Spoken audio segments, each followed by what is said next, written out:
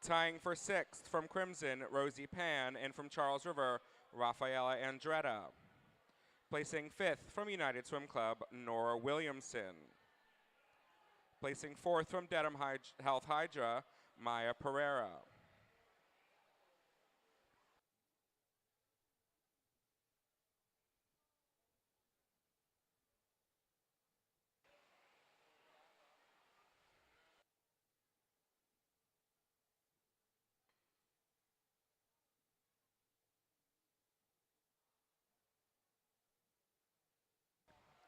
Finishing 3rd from Boston YMCA Bluefins, Emma Santoro.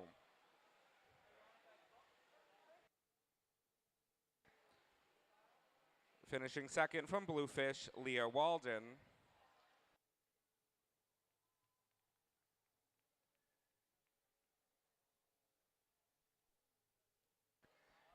Again, 10th, Natalie Parent. 9th, Avery Evanson. 8th, Erin Kelly. Tied for 6th, Rosie Pan, Rafaela Andretta. 5th, Nora Williamson. 4th, Maya Pereira. 3rd, Emma Santoro. 2nd, Leah Walden.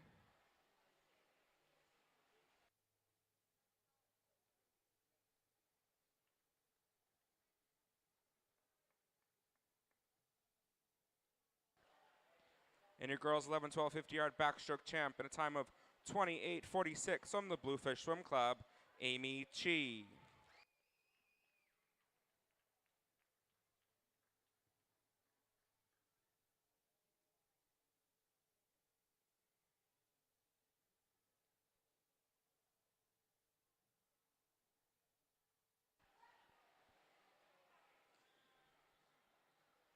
Congratulations, girls.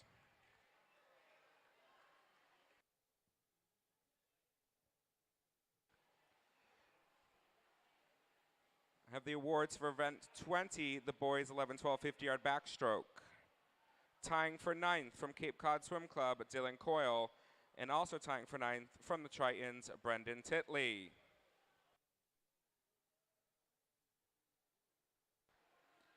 Placing 8th from the Amherst Tritons, Henry Bueno.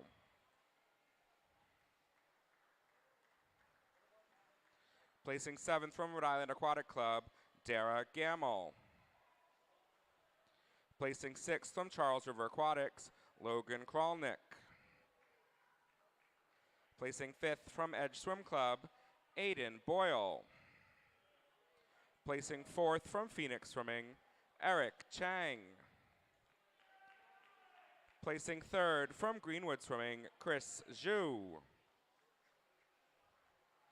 Your runner-up from Executive Swim Club, Dylan Belair. And your boys 11, 12, 50-yard backstroke champ in a time of 27:31 from Anglerfish, Jonathan Fiol-Hahi. Congratulations, gentlemen. And the awards for event 21, the girls 13-14 400-yard IM. Finishing in 10th from Crimson, Nora Abdelal.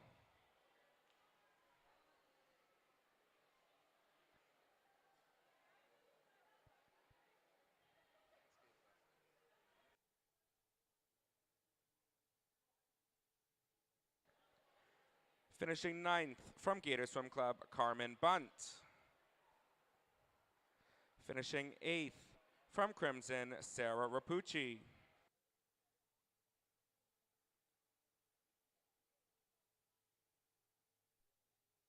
Finishing 7th from Gator Swim Club, Aya Hassani. Finishing 6th from Crimson, Emma Kawai. Finishing 5th from Bluefish, Jacqueline Zippigan.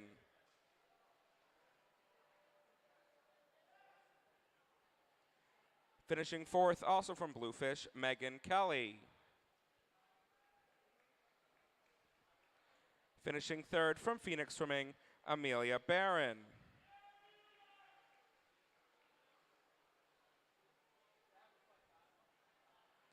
Finishing 2nd from Crimson, Vivian Moulson. And your girls 13-14 400-yard IM champion, a time of 4:26.86, Hazel Muhyiddin.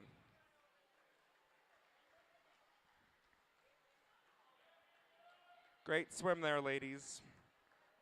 At the awards for event 22, the boys 13-14 400-yard IM.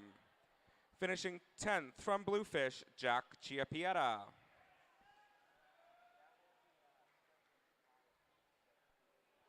Finishing 9th from Bluefish Swim Club, Ben LaTourelle. Finishing 8th from Crimson, Matthew Smith. Finishing 7th from Bluefish Swim Club, Chris Zhang. Finishing 6th from the Current, Gerhard Hoover.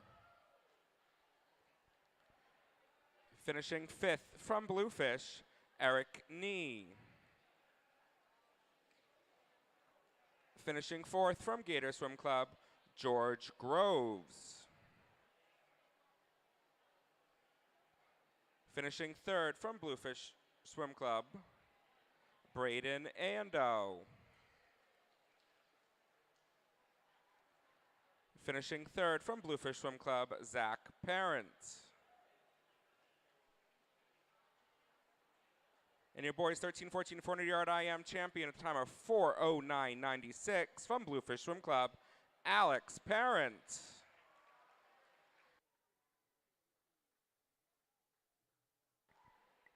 Great swim there, gentlemen. The awards for the girls 11-12 400-yard IM. Finishing in 10th from Phoenix Swimming, Genesis Nunez. You're fine. Finishing 9th from South Shore YMCA Stripers, Alex Noble. Finishing in 8th from the Gator Swim Club, Sadie Gagnon.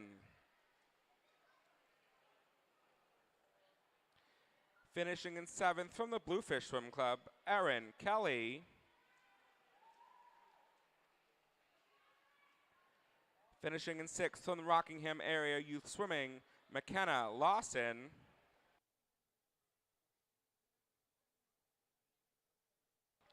Finishing in 5th from the Bluefish Swim Club, Leah Walden.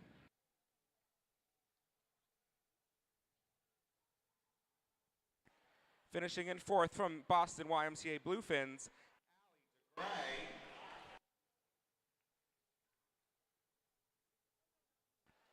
Finishing in 3rd from Gator Swim Club, Sarah Zhang.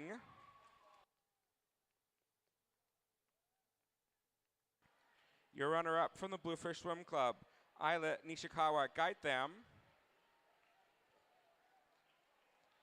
And your girls 11-12 400-yard IM champ, a time of 4:33.86 from the Bluefish Swim Club, Margot Levaik.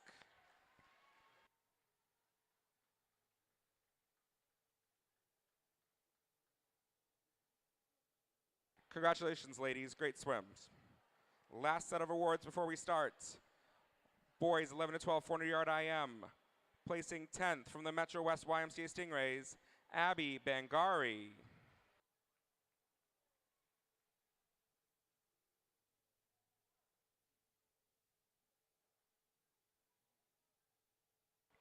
Finishing in 9th from Phoenix Swimming, Jacob Schneider.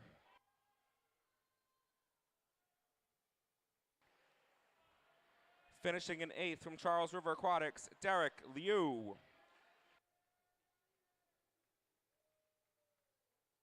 Finishing in 7th from YMCA of the North Shore Sharks, Porter Mulgrew.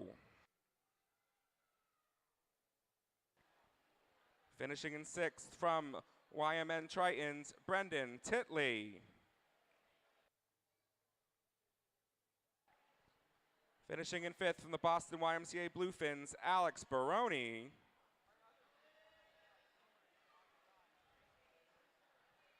Finishing 4th from Phoenix Swimming, Eric Chang.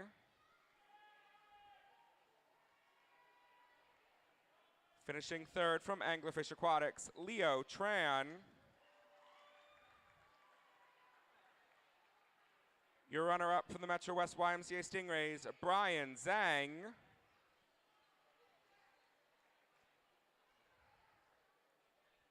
And your boys 11-12 400-yard IM champ, the time of 4:35.23 from Crimson Aquatics, Kian Grabar.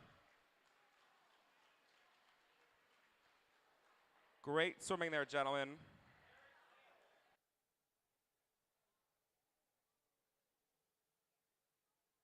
As a note, the awards for the Medley relay and the 500 free 11 to 12 will take place after the 50-yard free.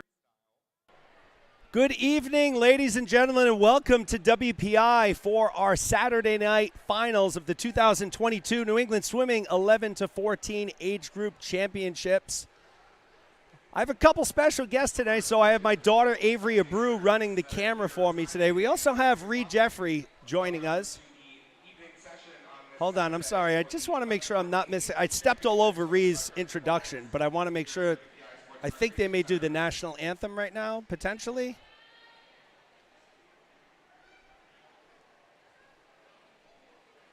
Maybe not. So while we're waiting to see, let me introduce Ree Jeffrey. She is the head coach and owner of Atlantis Aquatics. I know I've talked about her all weekend long, an 8-time Florida high school champion, state champion. Swam at the... And with that, we'll take a quick break for the national anthem, and we'll get right back to our intros.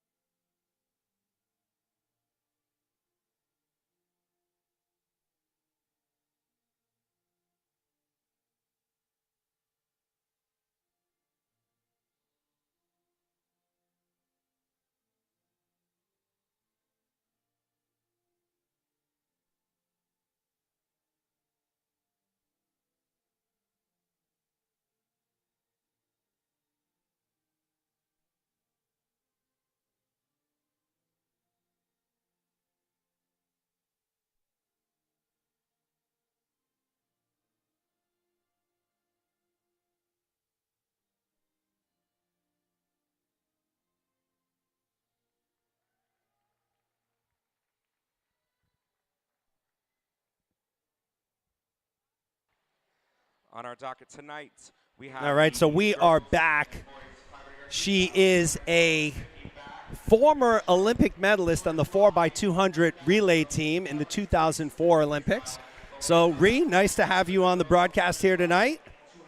Oh, I can't hear Ree. Hold on, I had her muted. Go ahead, Ree. Thank you. Thanks for having me. I'm excited for some fast swimming. Absolutely, as am I. And we're going to start the night off with event 25. This is Heat 1.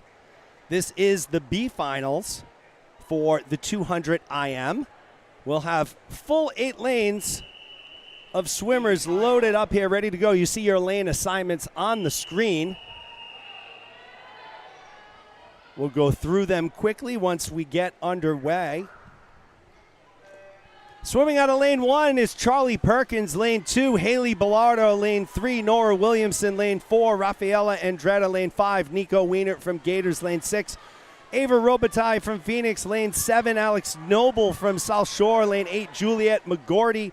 Lane 9, Madeline Rowe. And in lane 10, you have Megan Ionelli. The top time coming in from this morning was Nico Wienert from Gators. 2:25.54, so she's in lane 5. So, Ree, why don't you talk a little bit? What's the strategy here? What's the winning strategy for a 200 IM? IM's always so fun because you really have to play to your strengths, but also work your weaknesses real hard. So I always like to think as breaststroke as being kind of the great equalizer in an IM. So, if you're not really a strong breaststroker, you might really need to focus going out in that flying backstroke and hit that breaststroke, as hard as you can, and it's really just 4 sprints thrown together. So yeah, they do say if you are a good breaststroker, you will be a good IMer. Yes. Typically, that's what they say. So Nora Williamson leading the way. She's followed by Robitaille and Wienert. Robitaille a little over a second behind. Wienert 3 seconds behind as they transition over into breaststroke. What's the key on the breaststroke here, Ree? What should we be looking out for here? You really want to work the glide in breaststroke, especially if you want to speed up. It's more still focusing on the glide than it is focusing on like your arm tempo or anything like that. You got to really stick that glide and make sure that you're really using that power between each stroke. So we have Williamson in lane 3, was the leader. It looks like Wienert now in lane 5 has surged ahead. So Wienert from Gators. Let's check the time. So Wienert is in the lead. She's followed by Robitaille and Noble. So Robitaille and Noble almost in a dead heat at that wall. We transition into the freestyle where it's an all-out sprint, and it is Wienert's race to lose here in lane 5 with 25 to go. She's getting chased. Powerful, yes. Yes, getting chased down by Noble, though, in lane 7. So Wienert in 5, Noble in 7. As they race towards the flag and towards the wall, and it looks like it will be Nico Wienert who takes it. 2:24.54. Noble takes second. Robitaille takes third. So a nice race, our first opening heat for the B finals. We'll move into the A finals here. I think they're going to do a little music, a little introduction. We'll see. In our A final, in lane 10 from the Bluefins, Julia Lembo. In lane 1 from Bluefish, Erin Kelly. In lane 9 from Gator Swim Club, Sadie Gagnon. In lane 2 from the Current Swimming, Annabelle Hoover. In lane 8 from Crimson Aquatics, Rosie Pan. In lane 3 from Rays, McKenna Lawson. In lane 7 from Bluefish, Leah Walden. In lane 4 from Gator Swim Club, Sarah Zhang. In lane 6 from Bluefish, Isla Nishikawa Guideham. In your top seed with a time of 2:12.09 from Bluefish, Margot Levaik. So there are your lane assignments. We went down to the PA. Announcer Mark here from WPI. This is the A final. Margot Levaik, she's in lane 5, top seed coming in. 2:12.09. So, Ree, one thing I'll mention to you, here at WPI, it's pretty interesting. They have little LED lights underneath the blocks that strobe. A lot of kids wait for the sound. A lot of kids really pay attention to those lights. Is there an easier way to do it? I mean, what's easier, the light or the sound, or how did you do it when you swam? So the best way to do it is by the light, because light travels faster than sound. So if you can really get it on the light, you're going to be fastest off the block. But they are so close together that as long as you're getting, that power right at the beginning, you should be fine if you really look at the light or listen to the sound either way. Levaik, Walden, and Zhang leading the way. So Levaik and Walden, the Bluefish teammates, swimming out of lanes. Levaik is in lane 5. Walden is in lane 7. Looks like it's Islet Nishikawa Guideham, though, leading the way right now with a strong backstroke. Let's keep an eye on that turn. So she'll do it look like a bucket turn. Moving into the breaststroke. Good pull out there in lane 5 by Levaik. Breaststroke, another interesting contrasting styles. Lane 5 and 6. Levaik, a lot of turnover on her stroke. Nishikawa Guideham, more of a glider. Yep. So Levaik hits the wall. She'll bring it back. The power seems to be working for her for the shorter distance, though, with that breaststroke. That looks amazing. So Levaik will touch. Let's see, her lead is 3 seconds on Nishikawa Guideham, 5.5 seconds on Zhang. So Margot Levaik looking like she did this morning in prelims. 2:12.09 was her time this morning. Let's see if she can beat that. It looks like she's going to. She's running a 2:04, 2:05 right now. So your overall winner will be Margot Levaik. She will drop more time, 2:11.37 for Levaik. So nice swimming there. Her teammate Islet Nishikawa Guideham takes second. Third will be Sarah Zhang from Gators. So a nice start to the day, to the night, our final session. We'll move into event number 26. It's the boys 11 to 12, 200-yard IM. This will be the B final. We'll get you those lane assignments. They should be up on the screen, and they are right now. Top time coming into this B final belongs to Derek Liu from Charles River, 222.87. Let's watch the start. You know, Ree, one of the things that's obviously so important, especially in a shorter race like this, is reaction time. What can swimmers do besides practicing their reaction time? What else can they do to get a better reaction time? Oh, man, we have our kids do all kinds of fun drills. We do stuff where we practice jumps on dry land with, basic starts with our dry land coach. We'll do visualization right before to kind of shut the mind down a little bit and get ready to really focus and pay attention.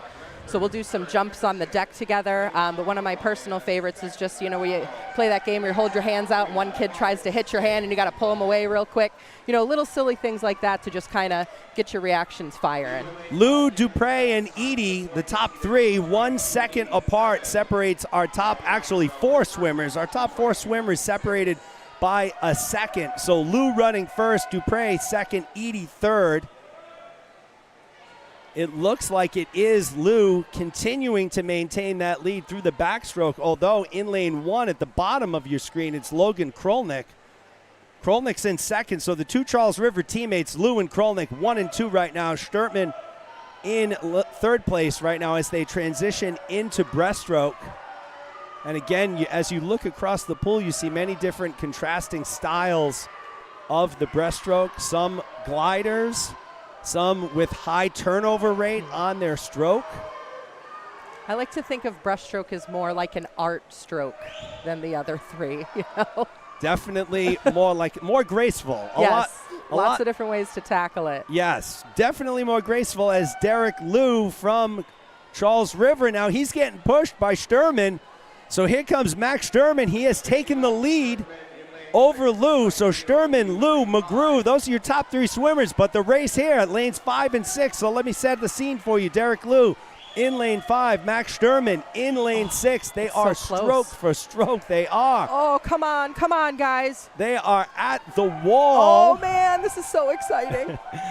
Sturman and Derek Liu, stroke for stroke. It looks like Liu is pulled slightly, ever so slightly ahead. We can see him. They're at the flags, at the wall, and it is Liu by 3/100ths of a second. Wow. So Derek Liu takes it from Charles River. Sturman takes second. McGrew takes third. What a race for Liu. 221.68. So he drops a little over a second. He drops over a second on his time from this morning.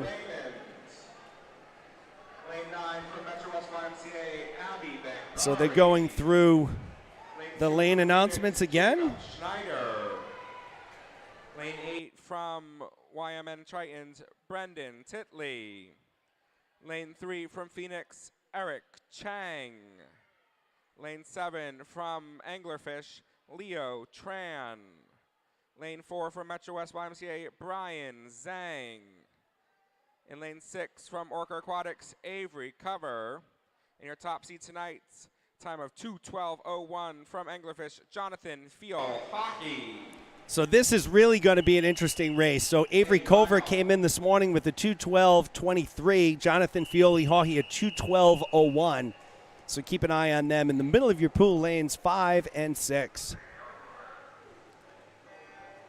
We're off on the A final here again. Keep an eye on the middle of that pool. And what an amazing that was underwater. A great start. Great start by Avery Cover in lane 6. He's from Orca Aquatics out of North Providence, Rhode Island. We have seen Beautiful Cover. underwaters. We have seen Cover dominate these 11 to 14 age group championships so far, and he's showing you why. What a strong fly. 26.4 for Cover. Zhang in second, Fioli Hawkey in third. So he's built up over a 2-second lead already heading into the backstroke. This is where I think Fioli Hawkey will make up a little bit of time in lane number 5. What stands out to you, Ree, with Cover's fast start?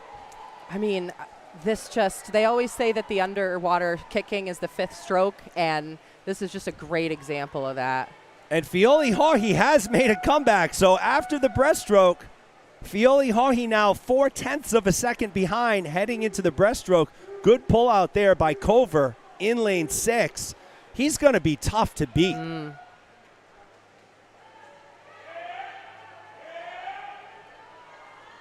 Let's watch that turn.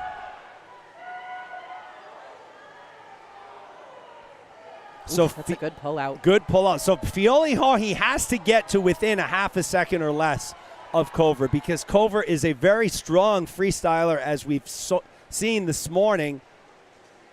See what that lead is. It will be Cover heading into the freestyle.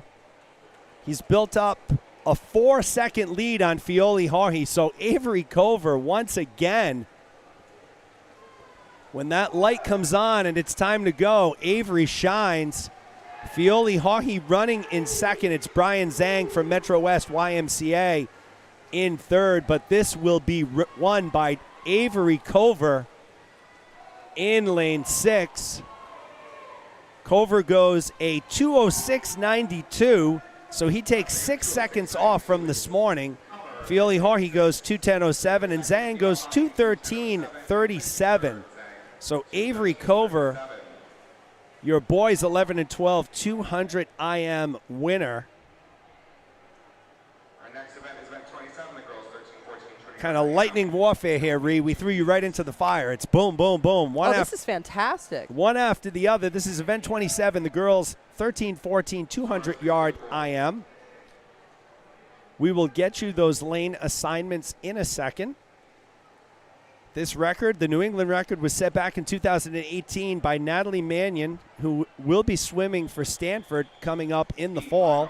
2:00.14 is her record, so it stood for 4 years now. Here's the B final. There are the lane assignments. We'll go through that once we get started.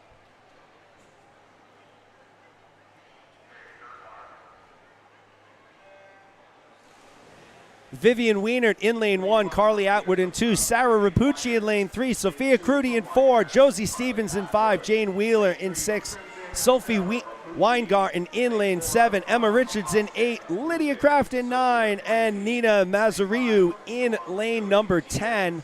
Pretty tight bunch of swimmers right here. It looks like it's Sophia Crudy from the Bluefins who may be leading the way. Let's check at the wall, and it's Weingarten, followed by her Crimson teammate Wheeler and Atwood. So top 5 swimmers 0.6 of a second apart. It's a tight start. Very tight start. Just what we would expect of a B final. I mean, all of these swimmers came in within 3 seconds of each other. Josie Stevens had the top time coming in from the storm, 2:14.60.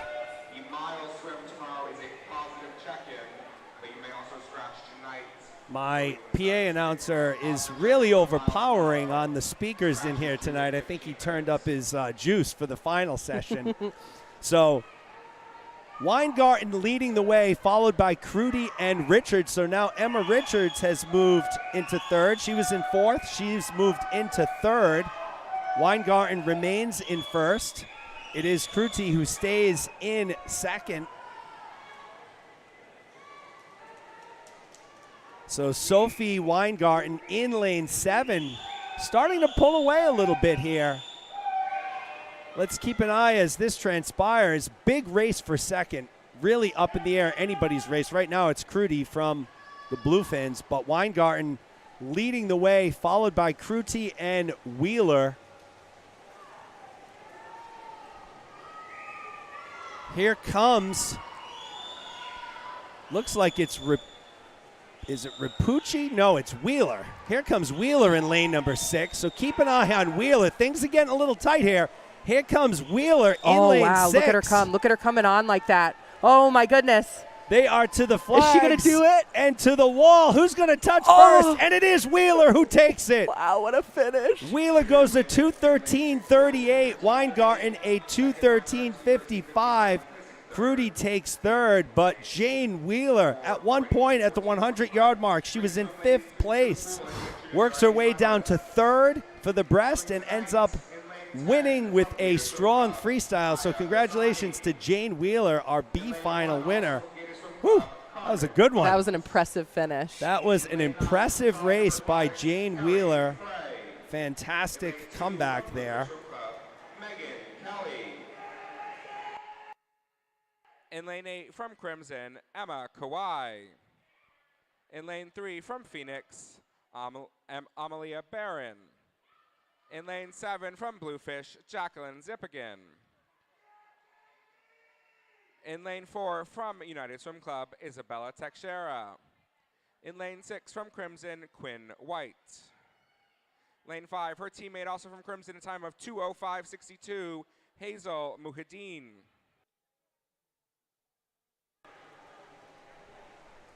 So this will be, if this is half as exciting as the B final, this will be one for the record books. Hazel Muhadeen comes in with the 2:05.62, so she's got the top time in lane 5.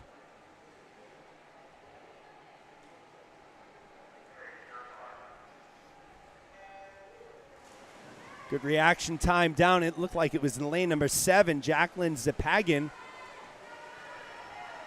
It's lots of familiar names in this heat for me, being a zones coach a few years ago. So who did you coach out of this group? Megan, Kelly, Isabella, and Hazel were all on our zones team together. Such a great group of girls. We had a lot of fun. Fantastic. And it's Hazel Muhadeen leading the way, followed by Teixeira in white. So our top 3 swimmers only 0.8 of a second apart after the butterfly. They've moved into the backstroke, right? So 3 main things on the backstroke: head back, hips up, and good shoulder rotation. Moving those legs. Keeping those legs moving, keeping those hips up. Looks like we got a battle shaping up here in lanes 3, 4, 5, and 6. It's really 5 and 6 right now. Muhadeen in 5, White in lane 6. It's White who's going to touch first at the halfway mark. Muhadeen second, Teixeira third. So let's see. Teixeira has also made a lot of noise so far this weekend. Let's see if she can make up some ground in the breaststroke. Right now, though, it's Quinn White leading the way. So she was fifth. She was in third place after the fly. She's moved into first now. So Quinn White really working that glide on that breaststroke. She's got a really, really nice glide out front. Lots of power. So White will touch, followed by Muhadeen and Barron. So Amelia Barron has now moved into third. She started out in 4th. But it looks like it's going to be Quinn White. So barring some unforeseen circumstances, Quinn White, who had a time of 2:07.39 this morning. Got a dogfight back here. Yeah, too. We got a massive battle for 2nd, 3rd, and 4th here. So Quinn White will take first. Muhadeen will take second, and Teixeira will outtouch Barron by 1/100th of a second. So White, Muhadeen, Teixeira, 1, 2, and 3. So congratulations to Quinn White, your A final winner. Now we'll move into the boys 13-14 2IM. This is the B final. You see your lane assignments. Top time coming in belongs to Jack Chiappetta from Bluefish. The 14-year-old logged a 2:06.88 this morning. He's in lane 4.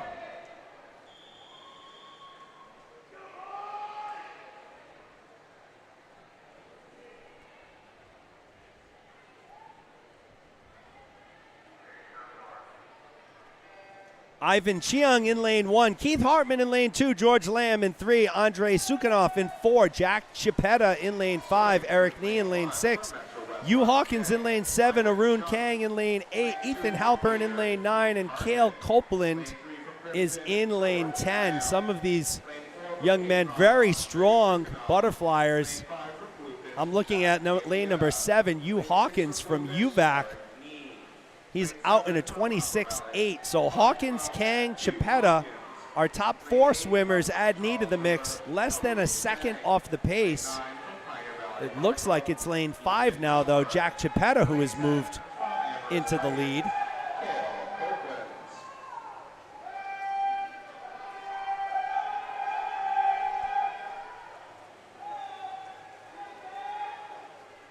So Chipetta and Knee battling here, lanes 5 and 6. But it's Knee first to the wall. Knee goes a 58.35. Chipetta right behind him. So the battle is shaping up in lanes 5 and 6. Yeah, there he goes. Jack Chipetta and Eric Knee almost to the wall simultaneously. It was Knee who touched just a hair ahead, but great pull out there by Chipetta. Oh, this is a great three-way fight into the end of the breaststroke here.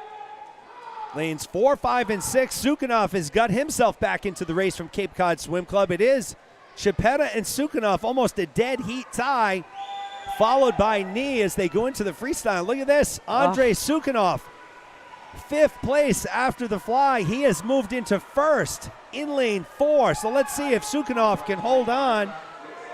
Wow, I love races like this. These are so fun. Here comes Chipetta, here comes Knee. Who's it going to be? It will be Sukhanov who takes it, 204.91. Chipetta takes second, 205.10. Knee takes third, 205.20. So what a race there. Congratulations to Andrei Sukhanov from Cape Cod Swim Club, your B flight winner. We'll go down to Mark with the public address announcements. Zhang. Lane 9 from Current Swimming, Gerhard Hoover. Lane 2 from Bluefish, Braden Ando. Lane 8 from Crimson, Holden Brown. Lane 3 from Edge Swimming, Anderson McEnany. Lane 7 from Gator Swim Club, George Groves. Lane 4 from Bluefish, Zach Parent. Lane 6 from Bluefish, Alex Parent. And your top seed from Charles River Aquatics in time of 1:57.26, David Sapozinskov. So David Sapoznikov, your top seed, coming in 157.26.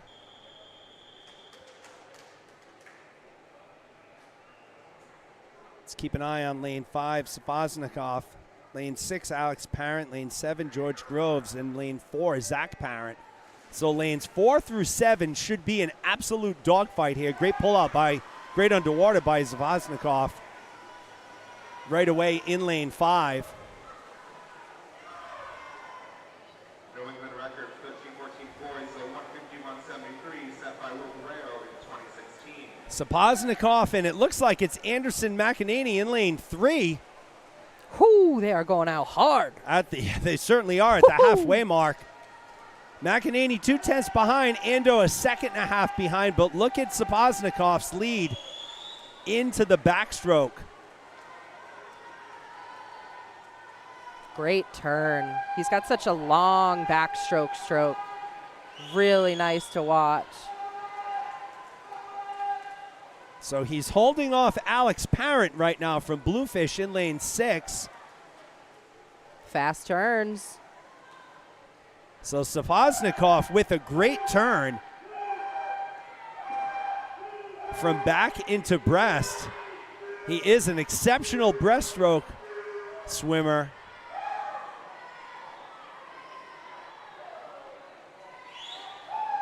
So right now it's really a two-horse race here. Sapoznikov in lane 5.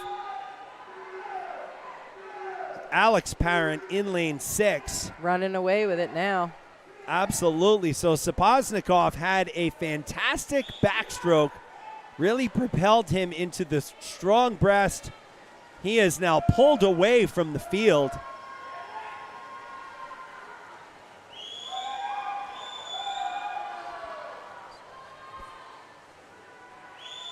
So your A-flight winner in the boys, 13-14, 200 IM, will belong to David Sapoznikov.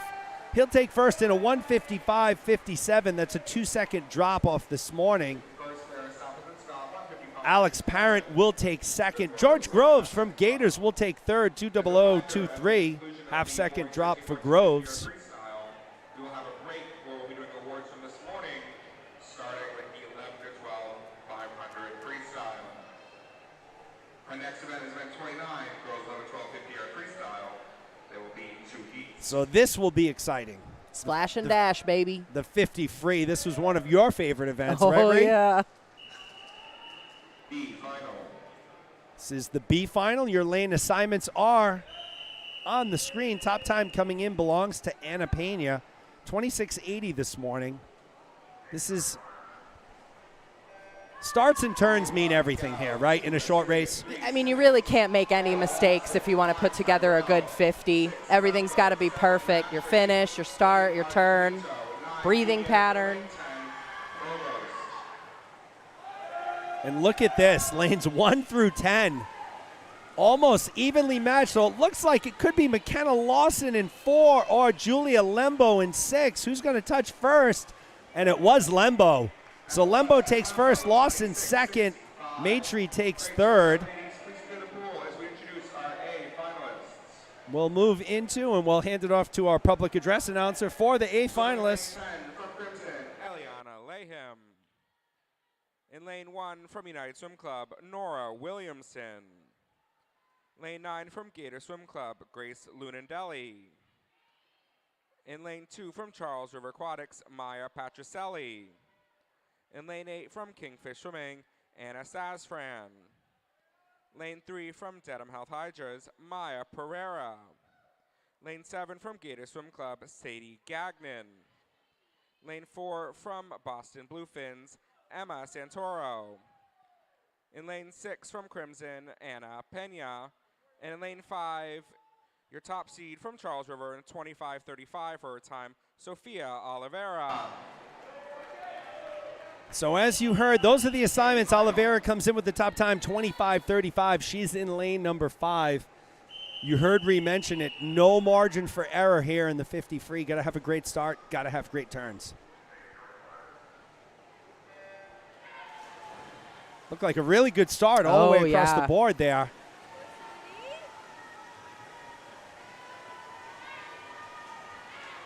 Oliveira looks like in lane 5. She may have a slight lead. She came in with our top time, and it is Oliveira. She's battling Santoro in lane 4, but it looks like it will be Sofia Oliveira. Let's see at the wall, and it is Oliveira, 25:32.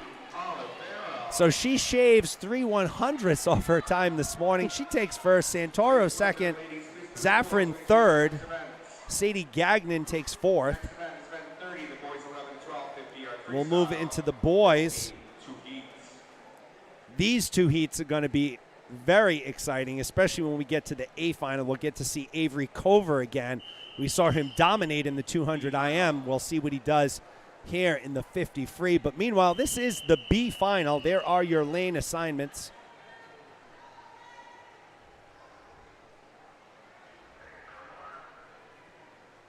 Tucker Raymond in lane 1, James Cook in 2, Logan Krolnick in 3, William Wu in 4, Sebastian Tranfam in 5, Chase Whitman in 6, Alex Ng in 7, Camden Palmer in 8, Dylan Coyle in 9, and Luca Guerra in lane 10. It was Sebastian Tranfam coming in with the top time, 26:38. He's in lane 5, and this is a dogfight. It looks like it could be Logan Krolnick in lane 3. Let's see who's going to touch first, and it is William Wu, who takes it. 26:28. Krolnick goes to 26:32. Tranfam goes to 26:53. So fantastic racing there. We'll move down to our A finals. Noah Wilson.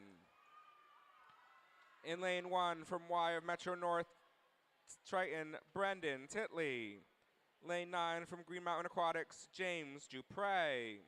Lane 2 from Executive Swim Club, Aiden Chapman. Lane 8 from Boston YMCA Bluefins, Malcolm Kelton. Lane 3 from Anglerfish Aquatics, Leo Tran. Lane 7 from Amherst Tritons, Henry Bueno. Lane 4 from Executive Swim Club, Dylan Belair. In lane 6 from Edge Swimming, Aiden Boyle. In your top seed, a time of 23:00 from Orca Aquatics, Avery Cover. So Cover comes in a second and a half faster than the next closest swimmer. Going to be very tough to beat Cover here in lane 5. Strong underwaters. Keep an eye on Avery Cover, folks, in lane 5. Watch this start. Ooh. Oof. All right. Shake it off, boys. Shake it off. A lot of muscles tensing up on that one. I think even mine did a little bit. Let's try this all over again. Oh, see, he uses his arms when he gets off the block, too. So many kids think it's just about the legs. You got to use your arms in there for leverage as well. Fantastically done. And you can see the race is already over at before the halfway mark. Nobody is going to catch Avery Cover to win a 50 free in the time that he will win it in, 23-3. It's impressive. Next closest is Boyle second, Tran third, but a 23-3 for Cover. That's actually slower than he went this morning. He went a 23 flat this morning. My goodness. Which broke the New England record of Will Barreo, which was set in 2014. Wow. So Avery Cover, your 50-yard freestyle winner, will move into event number 31. It's the girls 13-14 50 free. This is the B final. There's your lane assignments. Top time coming in belongs to Jane Wheeler in lane 5 from Crimson. Oh, and here we go again. So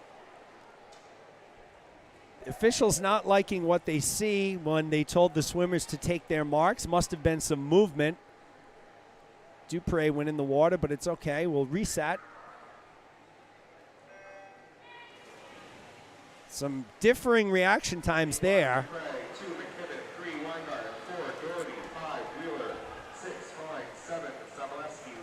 Now, I mean, look at this. They are almost all... Oh, is it lane 3? Sophie Weingarten? She looks to have a little bit of a lead here. Oh, here comes lane 6, though. And it's lane 3. Sophie Weingarten takes it 25-34. Wheeler takes second. Sabalowski takes third. So it's the Crimson duo of Weingarten and Fuller, 1 and 2. Lucy Chivers. In lane 9 from Boston Bluefins, Sophia Croiti. In lane 2 from Charles River Aquatics, Kerry Frey. In lane 8 from Wayland Community Pool, Kara Hill. In lane 3 from Crimson, Vivian Moulson. Lane 7 from North Shore Swim Club, Cindy Ben. In lane 4 from Sailfish, Abby Lazarowski. In lane 6 from Bluefish, Jacqueline Zippigan. And your top seed with a time of 24:05 from United Swim Club, Isabella Teixeira. A final. So here we go with the A final. Isabella Teixeira, your top seed in lane 5.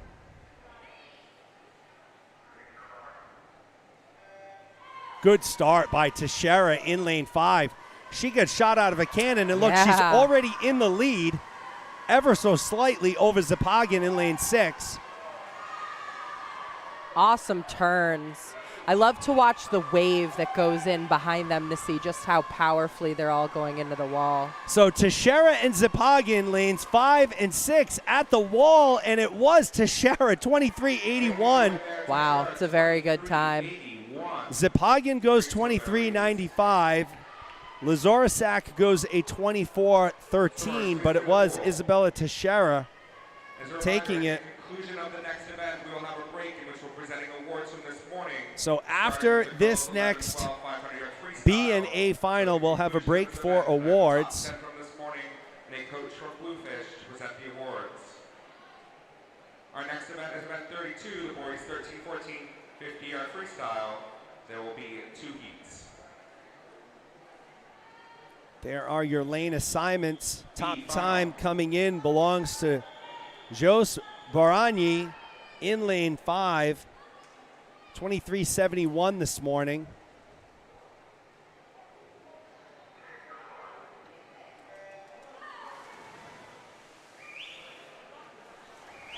Lane 1, Wang. 2, Kaczorowski. 3, Sukhanov. 4, Latourell. 5, Barani. 6, Hawkins. 7, Kinch. 8, Nathanson. 9, Perda. And 10, G. So it looks like it's Barany in lane 5. Let's watch the wall, and it was Barany who takes it 23.65. Kinch second, Purda third. So, Ree, on the Division I level, right, for swimming, 50 free, what's a good time that will score at a conference championship ballpark? Oh boy, so I mean, when I was swimming, it was a little bit slower. You had to be probably, as a girl, like a 22 high or a 22 mid in the 50. Now it's more like 21 mid, 21 low. There are girls popping off 20 points at, conference championships right now. Men, I mean, I saw, one of the conference champ relays going 18 points for men in a 50 in a 200 free relay. They're getting fast. People are getting faster. It's getting kind of scary. And especially, we're seeing these 13 to 14-year-old kids, high 22, low 23. That's exceptionally fast. 23 is very fast for a 13, 14 girl. Those were very impressive times. So here's our A final. This should be an amazing one. Lanes 4, 5, 6, and 7. So Mamaset, McEnany, Sapoznikov, and Nelson. Let's watch this start by Sapoznikov in lane 6. Another one who really likes to use his hands off the block. Boys 13-14 New England record is a 2079 set by River Wright in 2016. A 2079? 2079. That's River really Wright fast. from Bluefish. So it's Anderson McEnany from the edge leading the way, and it will be him, 21-4. That's really fast, too. Mamaset takes second, all twos, 22-22. Sapoznikov takes third, 22-43. But Anderson McEnany, 21-48. Wow. So, folks, we're going to go down to the awards. We'll be back in about 5 minutes or so after awards. To present the awards.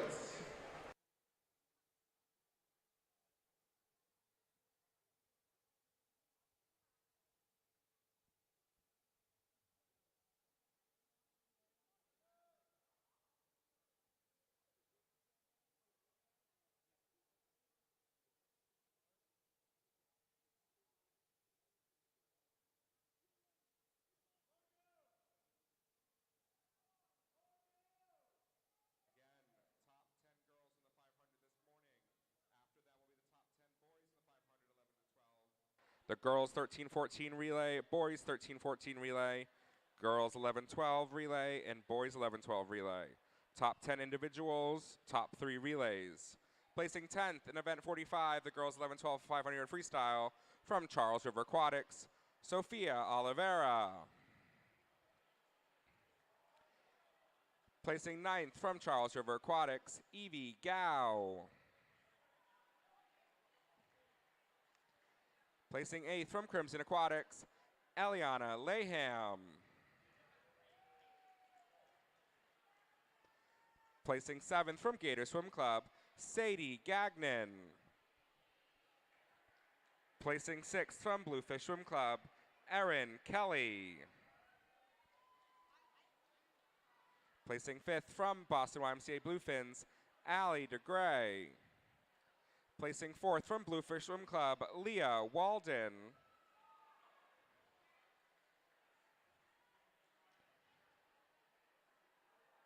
Sweeping all 3 spots on the podium in 3rd from Bluefish, Amy Chi. Your runner-up from Bluefish, Eilert Nishikawa Guideham. And their teammate in a time of 5:11:40, Margot Levaik.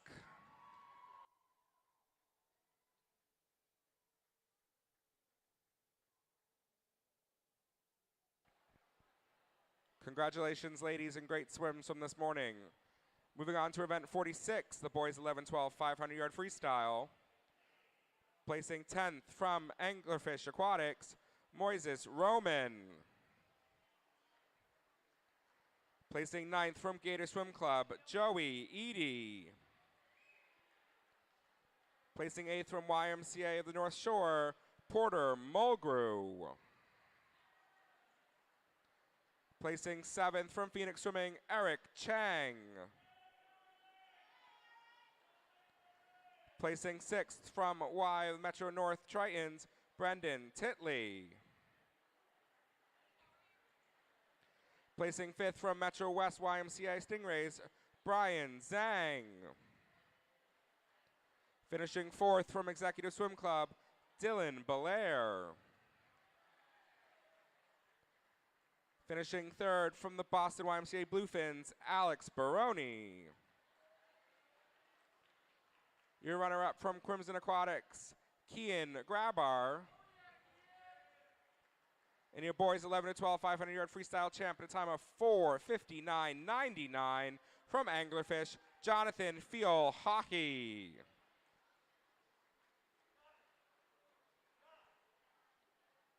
Great swim there, gentlemen. Excellent job. Next awards will be the girls 13 to 14 400-yard medley relay. Top 3. In 3rd, the team from Gator Swim Club, Aya Hassani, Carmen Bunt, Emma Richards, and Lydia Kraft.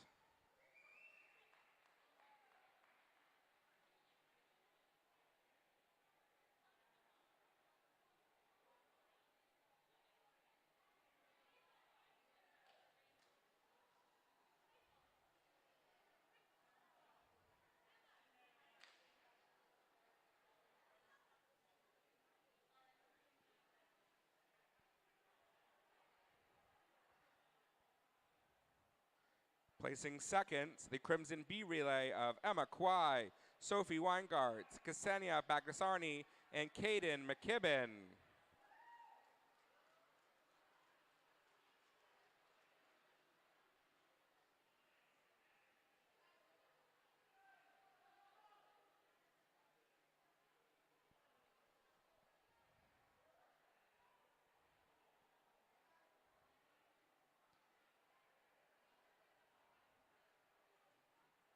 And your girls 13 to 14 400-yard medley relay champs from Crimson Aquatics, Sarah Rapucci, Quinn White, Hazel Muhadeen, and Vivian Mulson at a time of 3:56.04.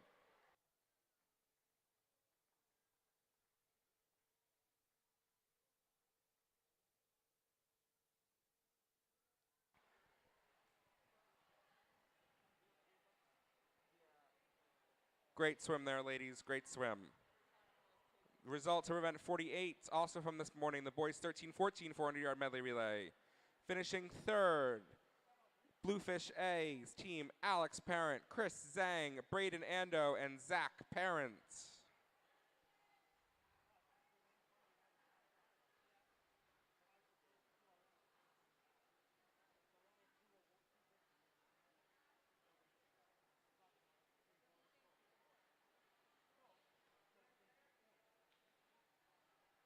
Finishing 2nd from Gator Swim Club, Keith Hartman, Kai Shenko, George Groves, and Alex Abdulin.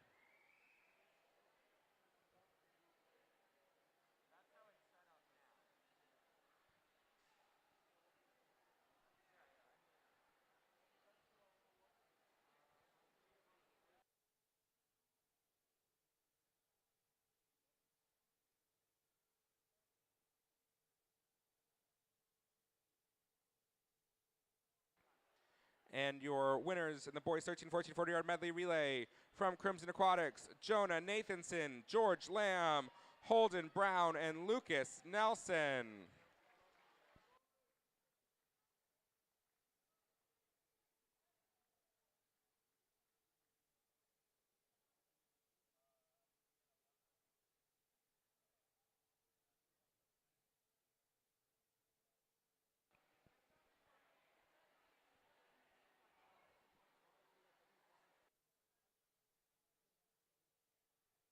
Great swim there, gentlemen. Great swim. 2 more events to go, and then we'll resume. Also from this morning, the girls 11-12 200-yard medley relay. Finishing in 3rd, the team from Crimson, Rosie Pan, Sherry Yee, Eliana Laham, and Nora Simmons. Looking for a coach from Charles River.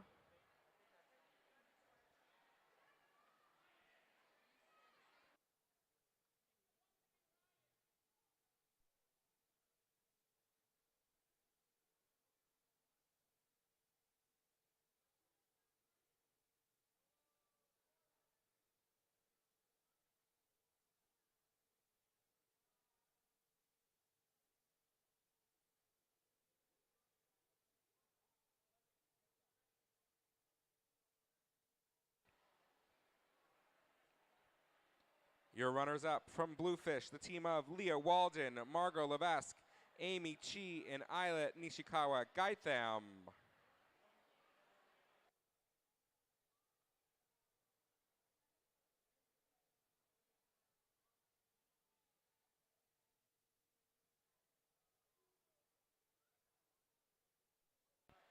And your girls 11-12 200-yard medley relay champs, time of 1:55.25. From Charles River Aquatics, the team of Rafaela Andretta, Sofia Oliveira, Evie Gao, and Maya Patricelli.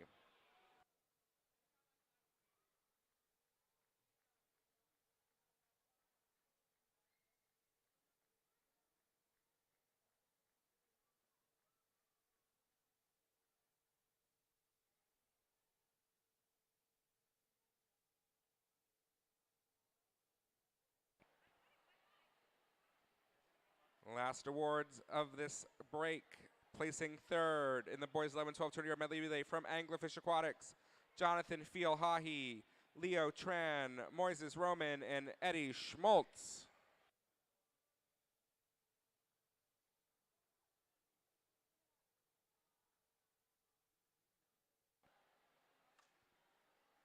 Your runner-up from Executive Swim Club, team of Caden Chang, Jack Ablondi, Aiden Chapman, and Dylan Belair.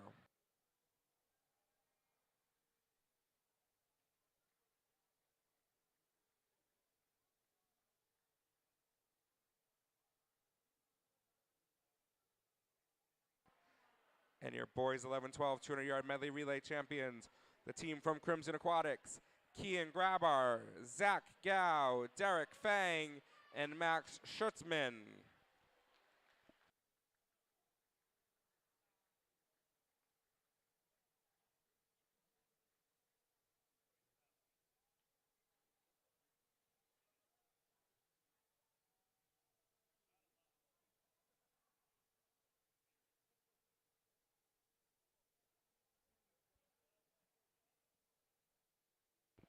Great job, gentlemen. We're going to pick up again with event 33, girls 11-12 100-yard backstroke.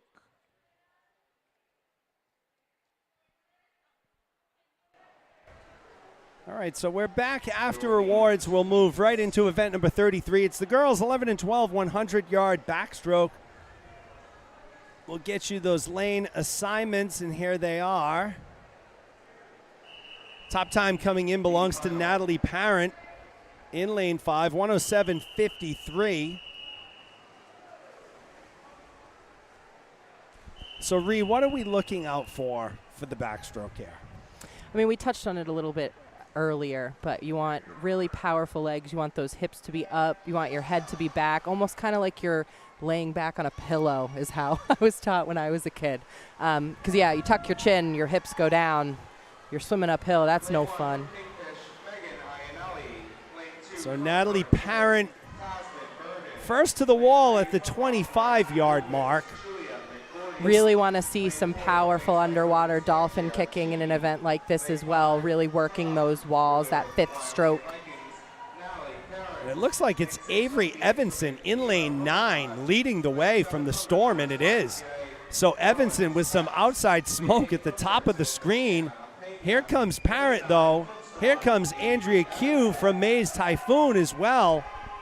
Going into our final 75 turn. Let's watch this turn, almost simultaneous between Parent and Evanson in lane 9. So Parent in 5, Evanson in 9. That's what this race is going to come down to. I think it's going to come down to the finish here. And it looks like it's going to be Parent who out-touches Evanson, 106.51 to 106.87. Robitaille takes third, 107.41. So Natalie Parent, your B final winner. Big smiles at the end of that race. I love to see that too. It's really one of the most important things, right? Oh, yeah. Having a good time, not let the pressure make too much of you. go out there, have a good time, and let the chips fall where they may in terms of the times. That and like turning to, the lane next to you and throwing a hand out for a handshake or even a hug. I mean, these kids are always so great at, encouraging each other and, congratulating each other when their swims are over, win or lose. It's great to see. Always exhibiting good sportsmanship, always a key paramount to anything you do in life, right? Tell me about it. We talk to our kids all the time about life lessons here. You're not always going to win every race. You're not going to get every job you apply for. You're not always going to win. You got to be prepared for when you don't, make adjustments, and course correct. Pick yourself back up, keep on going. So here is our A final. There are the lane assignments. Leah Walden comes in with the top time, 1:02.12 this morning. So keep an eye on Walden. Shout out to Leah's mom, Jamie. I'm sure she's watching out there.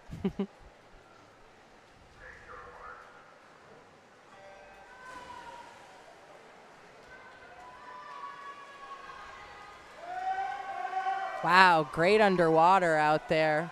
Yeah, looked like it was 6. Yeah, lane 5 and 6, but it was 6 Amy Q and 5 Leah Walden. So some strong underwaters by Amy Q in lane 6. Coming off each one of those turns, let's keep an eye on her here. She's in the lead. Really using that wall power. So she goes the furthest off the wall. Q and Walden and everyone else really right now. And here's the final 25. So can Walden catch Q? Bluefish teammates, I'm not sure. Here comes Walden now making a late surge. So Leah Walden making a late surge. And it is Walden who takes it. Yes, 101.32. Q goes 101.52. Santoro takes third, but Leah Walden on the heels of a spectacular 25 at the end is your winner. So congratulations to Walden. What an exciting A final. We'll move into event number 34. It's the boys 11-12 100-yard backstroke. What a race there, folks. There are your lane assignments.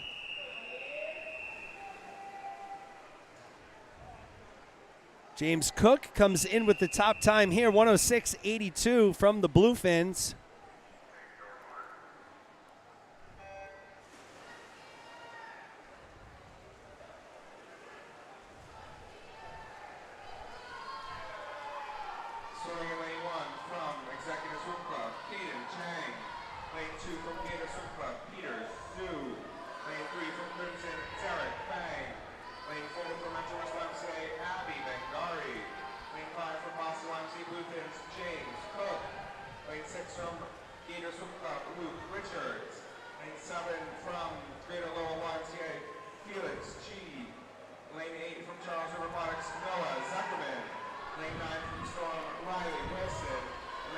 So Feng leading the way, followed by Richards and Cook. Let's see how we go into this wall down here. Strong underwaters coming into the finish. Looks like Feng leads the way.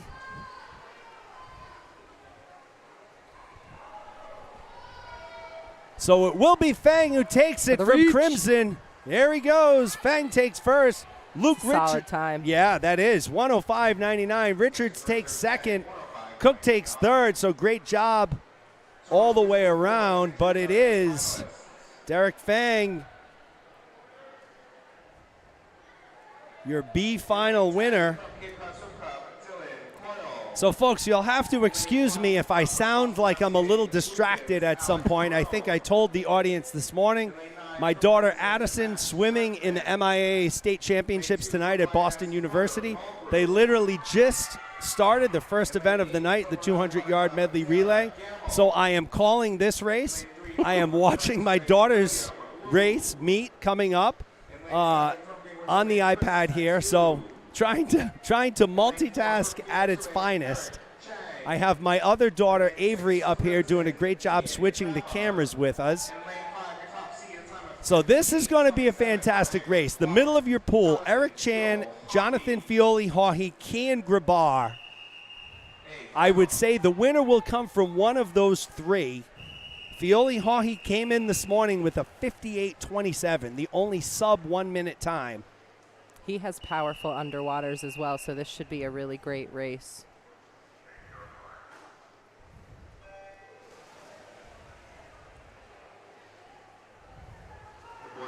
So keep an eye on Grabar in lane 6. Kian Grabar and Fioli-Haughey. They're battling 1 and 2 right now.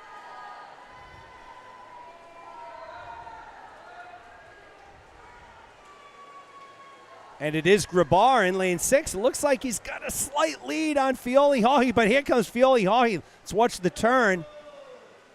Almost dead even. Almost dead even, but Fioli-Haughey had better underwaters. Came out slightly ahead. This turn coming up right here is the most important one of the whole race. Let's see what we do with it. Fioli-Haughey and Grabar both nailed it, but Fioli-Haughey went into the wall with the lead anyways. He's starting to pull away. It will be Jonathan Fioli-Haughey taking it in lane 5. 57-57, so he drops time from last night. Grabar goes a 59-16, Chang a 103-38. But what a swim for Fioli-Haughey, continuing to rack up the hardware.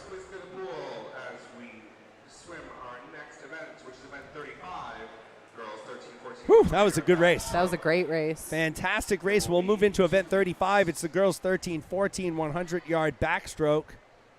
Top time coming in belongs to Cindy Ben from the North Shore Swim Club, 101.63. So a second and a quarter separates all 10 swimmers. This is going to be a good one. Oh, yeah, it will.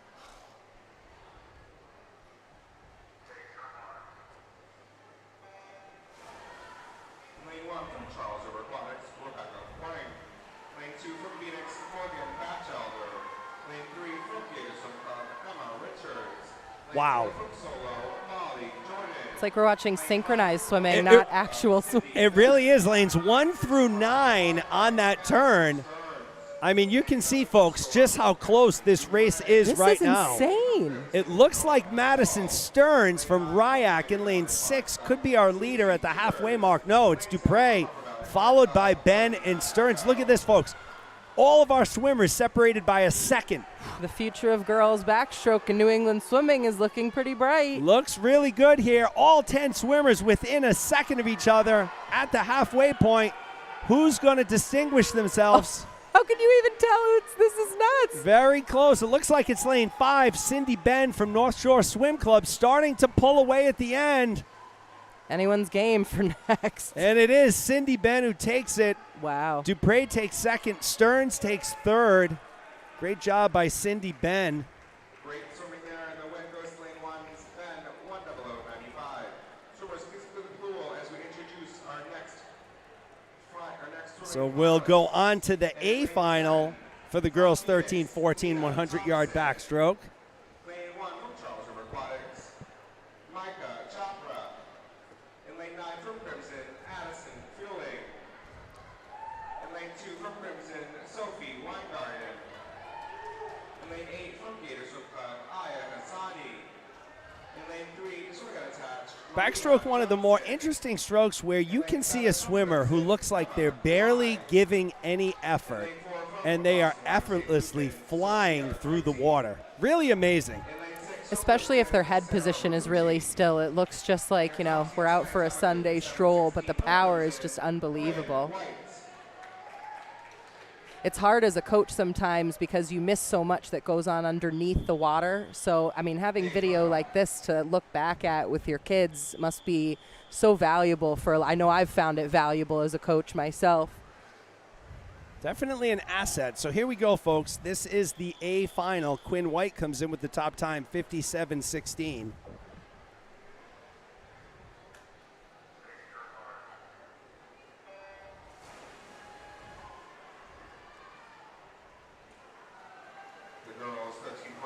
So good underwater in lane 3. That's Marina Johnson. She's swimming unattached.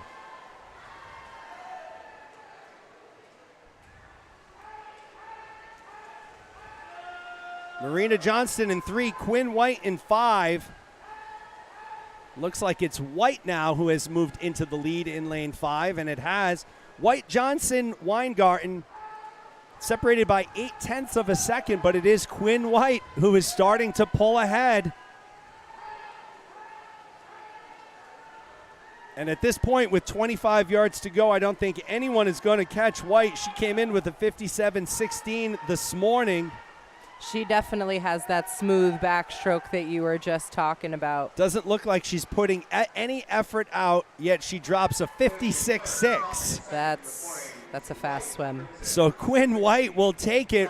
Her teammate Sarah Rapucci will take second. Weingarten will take third. So it's all crimson at the top. 1, 2, 3 in the A finals for the 100 back. Start our next event, which is event 36, the boys 13-14 100-yard backstroke.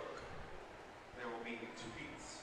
So we'll do these 2 heats of backstrokes, then they're going to go back into awards. Then we'll go into the 200 butterfly, which Ree told me prior to the broadcast was one of her favorite events, not only to swim but to coach. So we'll talk about that a little bit after the break as well. Meanwhile, this is the B final of event 36, the boys 13-14 100-yard backstroke. Tim, give yourself some credit. But yeah, Avery's a little better. Just kidding.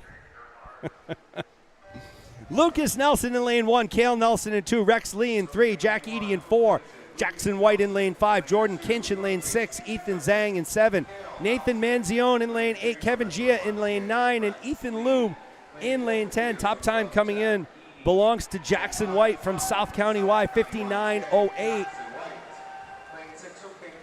But it looks like it's Jordan Kinch from Kingfish who's going to be your leader at the halfway mark. And it is Kinch leading the way, along with Zhang and White.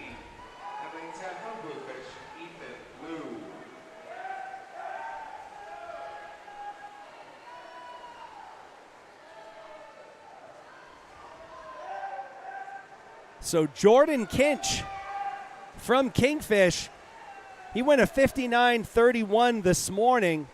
He has pulled away from the field. He'll be your B flight winner, 57.78. White takes second, 59 flat. Nelson takes third, 59.49. Liu takes fourth, Edie fifth. So we'll move into our A final. We will begin the award ceremony for the 200-yard IM and the 50 free, starting with event 25, the girls 11 to 12 200-yard IM. So the top 10 finalists in that event and a coach from Bluefish, please be in the award area at the conclusion of this heat. Swimming tonight in our A final in lane 10 from Gators Swim Club, George Groves. In lane 1 from Crimson, Leon Krachowski. In lane 9 from Crimson, Matthew Smith. In lane 2 from Gator Swim Club, Keith Hartman. In lane 8 from Current Swimming, Gerhard Hoover. In lane 3 from Inner City Marine YMCA, Azariah Mamuset. In lane 7 from Crimson, Jonah Nathanson. In lane 4 from Bluefish, Jack Chiapietti. In lane 6 from Bluefish, Alex Parents. And in lane 5 from Executive Swim Club, time of 55.06, our top seed, Ethan Steichen. So Steichen in lane 5, top time coming in 55.06. Let's see what we can do tonight. Fairly tight group of swimmers as far as times. 55 low really sticks out by Steichen.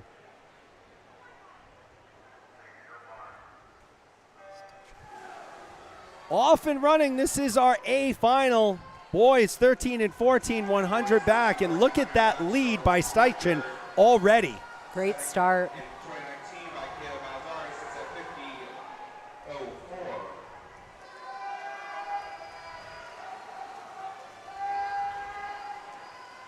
What makes him so fast? It's got to be something he's doing underwater. Catches the water really, really well and just has that natural feel, that ability to like see where that clean water is and really grab it and pull it. It's not always about tempo. Sometimes it's about just kind of feeling the water out. So Ethan Steichen followed by Parent, and here comes Alex Parent in lane 6. So Parent making a late push. Look at this Parent and finish! Look at Steichen this at the finish! wall. Who's going to touch? And it is Steichen, 54-58. Parent goes to 54-62. That was a good fight. Woo, what a race. Chipetta comes in third, but it's Steichen by 4/100ths of a second. They also seem really, really happy with those times. You love to Yes. see it. Love the energy. Okay, so we're going to go to awards. Our public address announcer, Mark from WPI. And a coach from Bluefish to present the awards.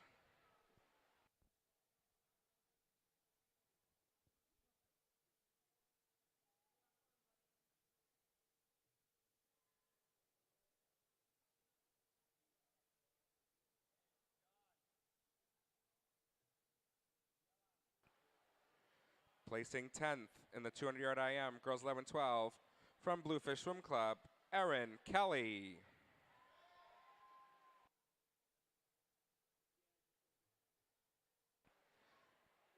Placing 9th from Boston YMCA Bluefins, Julia Lembo.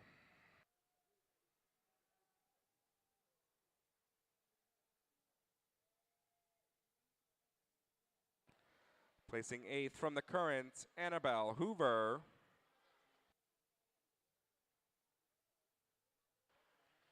Placing 7th from Bluefish Swim Club, Leah Walden.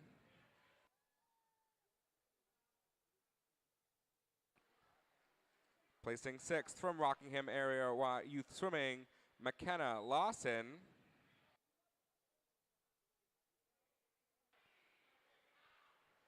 Placing 5th from Gator Swim Club, Sadie Gagnon.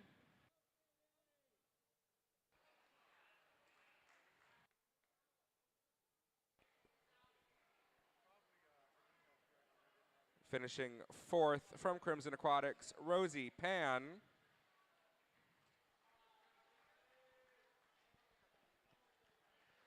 Finishing 3rd from Gator Swim Club, Sarah Zhang.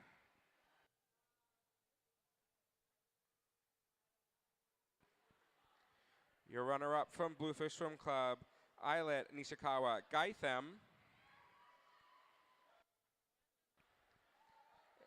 And your girls 11 to 12 200-yard IM champion time of 2:11:37 from Bluefish, Margot Levaik.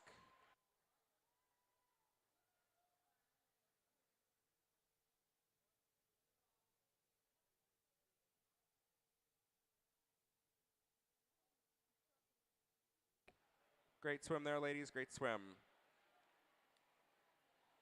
The awards, the results for event 26, the boys 11-12 200-yard IM.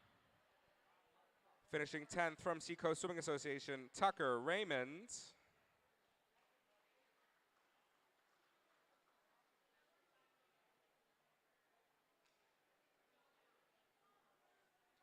Finishing 9th from Metro West YMCA Stingrays, Abby Bangari.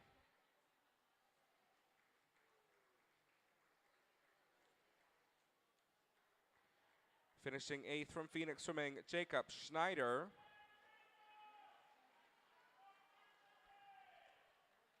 Finishing 7th from the Current, William Wu. Finishing 6th from Y of Metro North Tritons, Brendan Titley. Finishing 5th from Phoenix Swimming, Eric Chang. Finishing 4th from Anglerfish Aquatics, Leo Tran.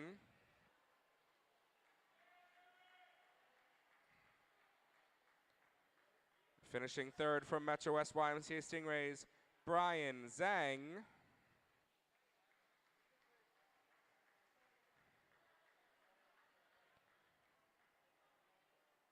Finishing 2nd from Anglerfish Aquatics, Jonathan Fiol-Hahi. And your boys 11 to 12 200-yard IM champ at a time of 2:06.92 from Orca Aquatics, Avery Cover.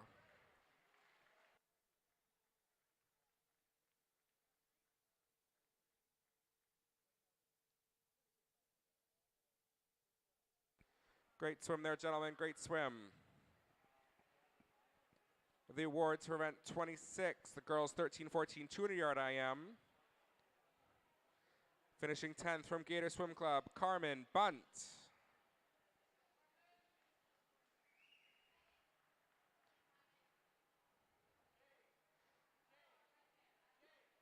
Finishing 9th from Crimson Aquatics, Emma Kawai. Finishing 8th from Bluefish, Megan Kelly.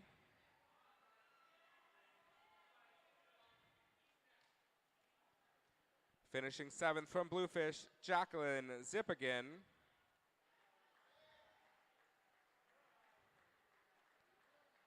Finishing 6th from Charles River Aquatics, Carrie Frey.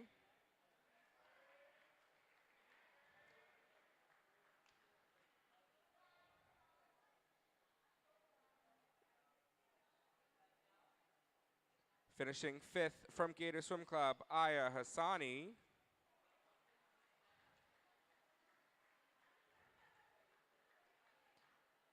Finishing 4th from Phoenix Swimming, Amelia Barron.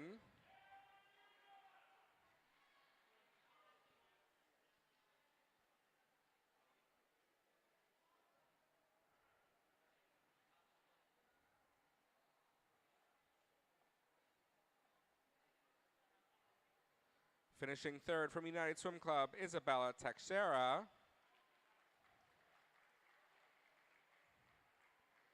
Finishing 2nd from Crimson Aquatics, Hazel Mujahideen. And your girls 13 to 14 200-yard I champ from Crimson Aquatics, time of 2:04.59, Quinn White.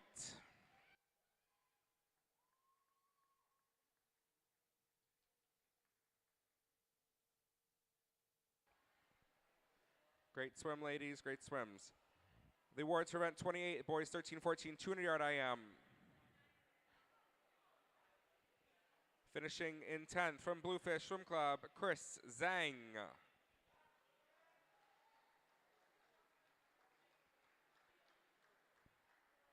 Finishing in 9th from Crimson Aquatics, Matthew Smith. Finishing in 8th from the Current, Gerhard Hoover.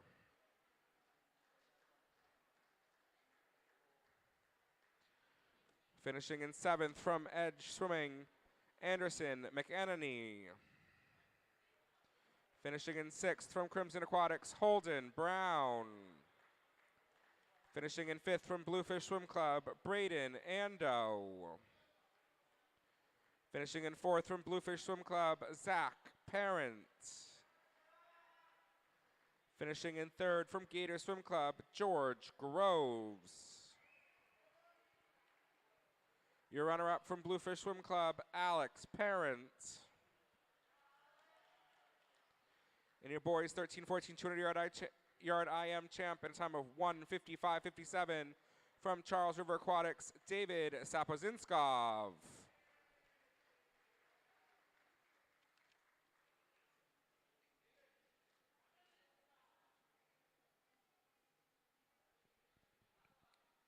Great swims, gentlemen, great swims. 4 more to go. Event 29, girls 11-12 50-yard freestyle. Finishing in 10th, Eliana Lahim from Crimson.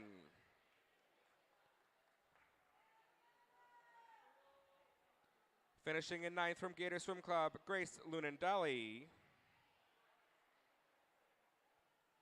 Finishing in 8th from United Swim Club, Nora Williamson. Finishing in 7th from Crimson Aquatics, Anna Pena. Finishing in 6th from Dedham Health Hydra, Maya Pereira. Finishing in 5th from Charles River Aquatics, Maya Patricelli. Finishing in 4th from Gator Swim Club, Sadie Gagnon. Finishing in 3rd from Kingfish Swimming, Anna Sasfran. Your runner-up from Boston YMCA Bluefins, Emma Santoro. And your girls 11-12 50-yard freestyle champ at a time of 25:32 from Charles River Aquatics, Sofia Oliveira.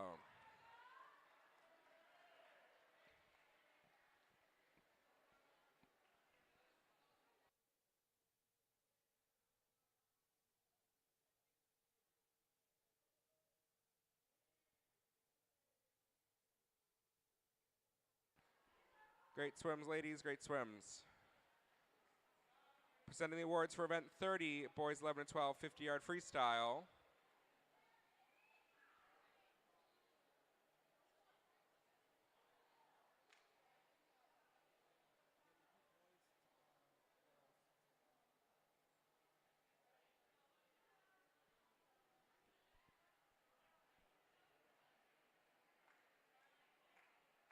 Finishing in 10th from YMN Tritons, Brendan Titley.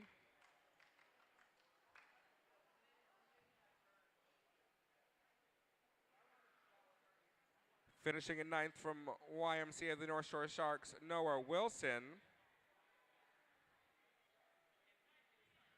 Finishing in 8th from Green Mountain Aquatics, James Dupre.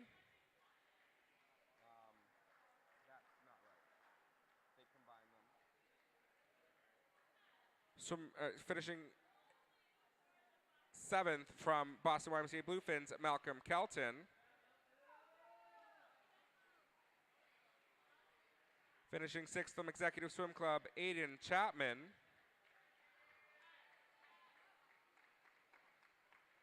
Finishing 5th from Amherst Tritons, Henry Bueno.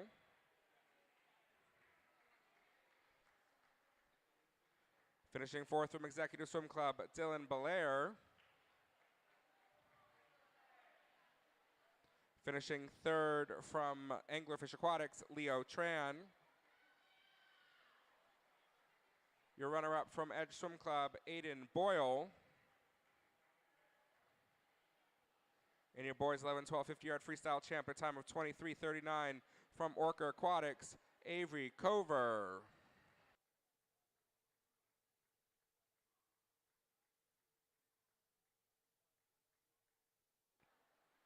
Great swim, gentlemen. Great swims all around. Two more. Event 31, girls 13-14 50-yard freestyle. Placing 10th from Boston YMCA Bluefins, Sophia Croity. Finishing 9th from Upper Valley Aquatic Club, Eliana Echo. Finishing 8th from Charles River Aquatics, Kerry Frey. Finishing 7th from Wayland Community Pool, Kara Hill. Finishing 6th from North Shore Swim Club, Cindy Ben. Finishing 5th from Pioneer Valley Aquatics Avengers, Lucy Chivers. Finishing 4th from Crimson Aquatics, Vivian Mulson. Finishing 4th from Sailfish Swim Team, Abby Laserisk. Your runner-up from Bluefish Swim Club, Jacqueline Zippigan. And your girls 13-14 50-yard free champ at a time of 23:81 from United Swim Club, Isabella Texera.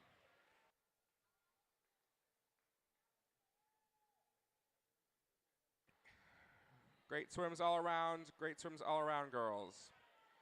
Next and final awards in this session, or this break, boys 13-14 50-yard freestyle. Finishing 10th from Executive Swim Club, Ethan Steichen. Placing 9th from Metro West YMCA Stingrays, Ivan Chung.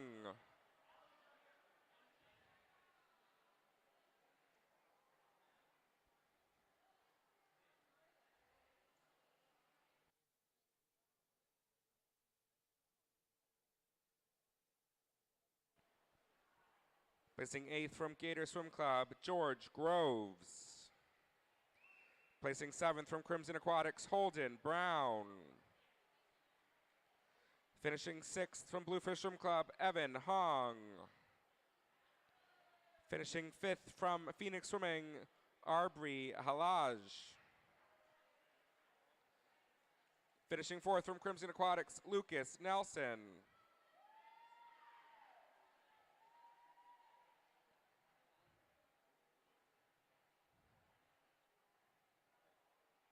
Finishing 3rd from Charles River Aquatics, David Sapozinskov. Your runner-up from Inner City Marine YMCA, Azariah Mamuset. And your boys 13-14 50-yard freestyle winner, time of 21:48 from the Edge Swim Club, Anderson McEnany.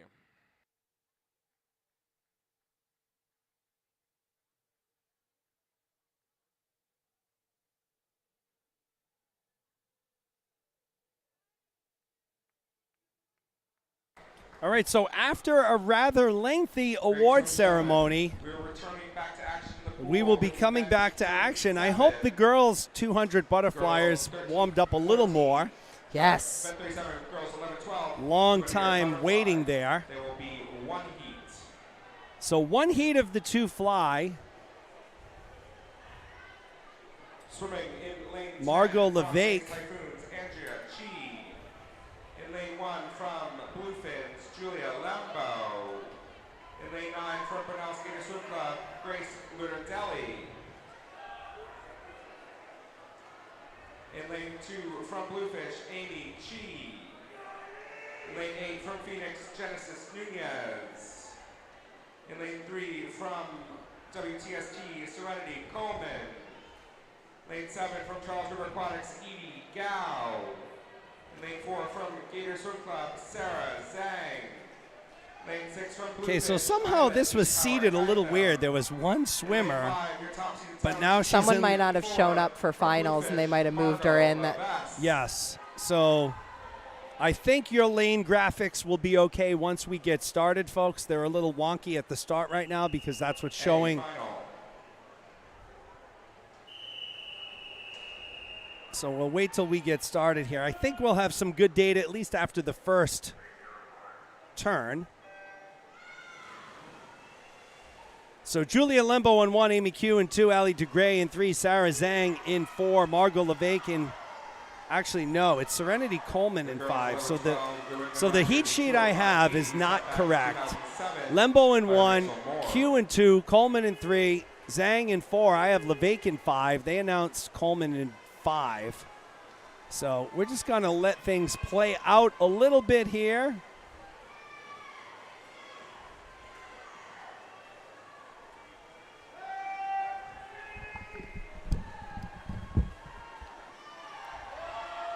I really do love watching 200 butterfly. Everybody has their own race plans. You know, some kids like to pace it a little more going out. Some kids really like to race and kind of hang on to it.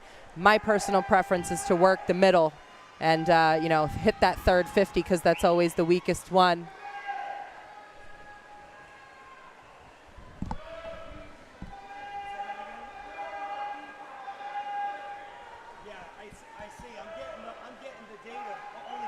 So we are getting splits here, guys, but it looks like the names are a little off. We weren't prepared for everybody to be in one heat together, but I'm kind of glad nobody has to swim on their own, especially with a 200 fly. It's kind of hard to pace yourself doing a race that long on your own. But, oh, look at this finish, man.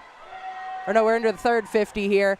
Like I said, this is one of the most important ones. They're really going for it, not wasting any time. Don't sit back on it. So it looks like that is lanes 5 and 6, if my data is correct. That's Margot Levaik and Ailette Nishikawa Gaitham. Oh, who's it going to be? Tight one here. Levaik is a multiple-time winner. Looks like it might come down to the finish here. And it is Levaik who takes it. So, again, folks, the timing system, they did not advance to the correct heat. They had one swimmer swimming in heat 1 and then 10 swimmers swimming in swim 2 on the heat sheet that we got.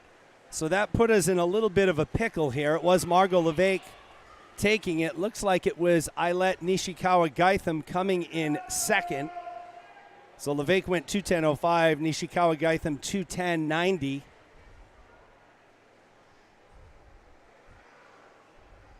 Great swim, ladies. Please go to the pool as we begin our next event, which is event 38, boys 11-12 20-yard butterfly. There will be 2 heats. And here we go. We're back on track with event 38. B final. This is the B final. Leo Torres has the top time coming in from Charles River, 2:31.31. So, Ree, you talked about earlier butterfly, in particular the two fly, being a stroke that you not only love to swim, but you like to coach. Talk about that. Well, you know, I think it really takes a lot of guts to put together a really solid 200 fly. So I think that if you can, you know, put together a really solid 2 fly like that, you can tackle pretty much any other race with a lot of guts and a lot of gusto. That's why I like to train our kids to do it. It really says a lot about the kind of swimmer you are, the way that you pick the race, as I was talking about before. Some kids like to go out and fly and die. Some kids like to focus a little more on the middle. Some kids like to sit back a little bit and like try to work that last 50. There's just so many different ways you can tackle it, and that's why it's a personal favorite of mine. So at what age group does typically 200 fly start to become a thing? 10, 11, 12? I mean, I think it really depends on the kid. You know, I don't like to put an age or a number on anything like that because I don't like to throw a kid in a 200 fly before they're ready for it. You know, we build up. You start them with a 50. If they nail a 50, you put them in 100. They're good with 100. You know, you give them little bit by little bit. So I don't really like to go with a number. It's more, you know, the ability of the kid and if they really want to try it. Some kids are, you know, you want to do the 2 fly? Yeah. Some kids want to do 2 fly? Oh, God, no. You know, like it really depends on the kid. Leo Torres looking strong here in the 2 fly. Dragomoretsky in second. Richards, that's Luke Richards from Gators, running in third right now.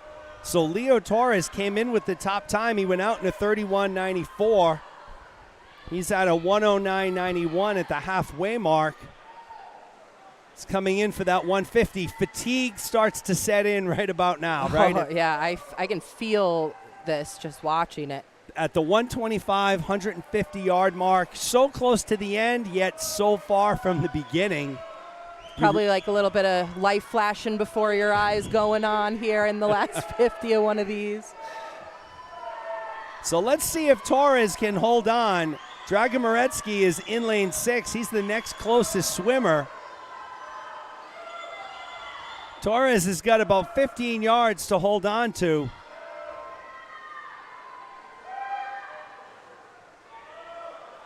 I think he's going to take it. So he does take it.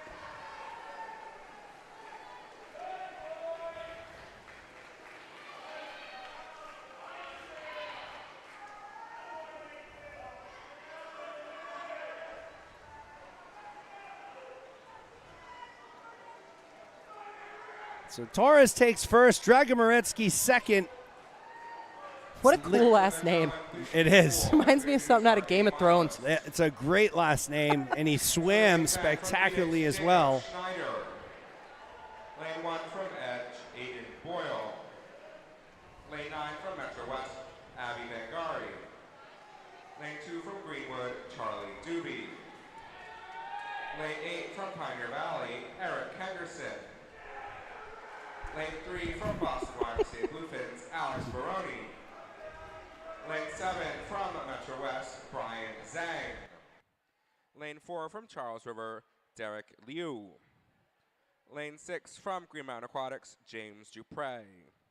In your top seed, a time of 2:10.18 from Crimson, Kian Grabar. So Kian Grabar with our top time coming in, 2:10.18. This is the A final of the 11 and 12 200-yard butterfly. Yeah, let's go, boys. We're in the water. Heat number 6. Or excuse me, heat number 2. Lane 6 I was keeping an eye on, and that's James Dupre from Green Mountain Aquatics. Had a great start. It's actually Kian Grabar in the lead. Seen a lot of names come up multiple times throughout the evening. It's really important when these guys are swimming lots of races back to back to be in the warm down pool and flushing out, maybe eating a snack between things and making sure that they're keeping their energy up. Long night. Yeah, we talk about nutrition and hydration all the time. Extremely important to be able to warm down after your race. Huge. Flush that lactic acid out of your muscles.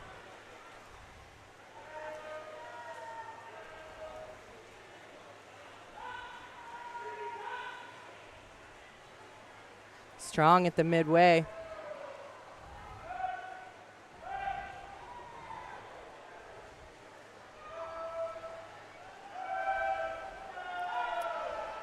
So for those of you interested, my daughter just finished the 2 IMs. She came in third That's at great. the States, 2:09.17. So I think she's like right on her time there.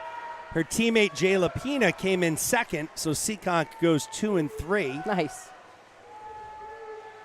So one more race for Addison here today. Kian Grabar continues to lead the way at the 150-yard mark.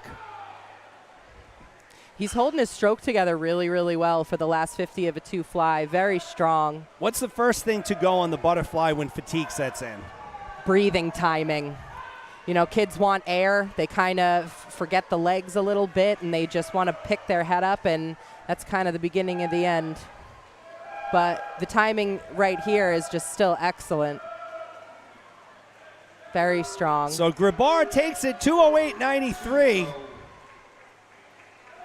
8:93 for Grabar there. It will be Dupre second and Lou third. Second drop for him. We'll move into the girls' 13-14 2 fly. Great swim, boys. Great swim. Please clear the pool as we begin our next event, which is event 39, girls 13-14 200-yard butterfly. There will be 2 heats. So 2 heats of the girls' 13 and 14 2 fly. I can breathe a little easier now that Addison has finished one race. The nerves have been building up in me all night. She did drop 0.2 of a second, so 2:09.37 or 2:09.17. So any time drop is a positive time That's drop. great. So moving on, we'll have lanes 1, 2, 9, and 10 open. Sarah Callahan in 3, Marina Johnson in 4, Josie Stevens in 5, Emma Richards in lane 6, Carly Atwood in 7, and Charlotte Friedman in lane 8. Marina Johnson. In lane 5 from Storm, Josie Stevens. In lane 6 from Gator Swim Club, Emma Richards. In lane 7 from YNS, Carly Atwood. And in lane 10, rounding out the field from Gator Swim Club, Charlotte Friedman. Josie Stevens comes into the top time. Into the first wall. We got a lot of really good breathing patterns going on here too. Seems like pretty much everyone's going with a 1 up, 1 down breathing pattern at the beginning of this race. Breathing pattern is critical to that breath timing thing I was talking to you about, Jeremy, especially with a 200. We really harp on our kids to pick a breathing pattern and try to stick with it over almost anything else. It also gives your mind a little something to focus on other than the mind-numbing pain. You know? The mind-numbing pain of what is the 200 butterfly. Yeah. You know, we talked about that this morning. We saw some contrasting styles. Some of the top swimmers who were swimming the butterfly were breathing every other stroke. Right. Some were breathing every stroke. And there was really no noticeable difference in the performance. It was just what that swimmer is used to and comfortable Again, depends with. on the kid, you know. Some kids also will do maybe a 1 up, 1 down the first 100 and then switch to every stroke the second 100. I think Michael did that. I want to say that was a Phelps thing, too. Yeah, probably. So at the 150-yard mark, it's Johnson followed by Richards. So keep an eye on Emma Richards here. Lane 6 in second place right now, behind Johnson, ahead of Atwood. Johnson's got really good underwaters, so this last turn will be interesting. Come on, girl. It was Stevens to the wall first. Here comes Johnson, though. So Johnson battling Stevens. It's going to be a tight one. Very tight at the wall. It's going to be a photo finish here. Let's see. It looks like it's going to be Stevens, and it is 2:17.16. Johnson goes 2:17.99. Nice. Atwood 2:19.29. Smiles in the pool, smiles in the pool. Always a good thing. We'll throw it down to Mark for the A final introductions. From Charles River Aquatics, Sophia Kukras. In lane 1, swimming from Crimson, Ksenia Bagdasarian. In lane 9, from Hockomock Area YMCA, Finding Huang. In lane 2, from Pioneer Valley, Lila Doherty. Lane 8, from Phoenix, Amelia Barron. In lane 3, from Phoenix, Madeline Gregory. Lane 7, from Greenwood Swimming, Abigail Choi. Lane 4, from United Swim Club, Isabella Texera. Lane 6, from Crimson, Vivian Moulson. In your top seed tonight, from Crimson, a time of 2:03.37, Hazel Mujahideen.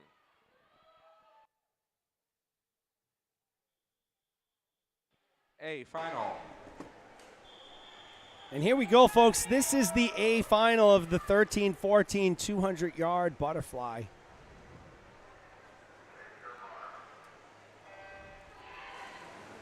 Good start there in lane 6 by Vivian Moulson.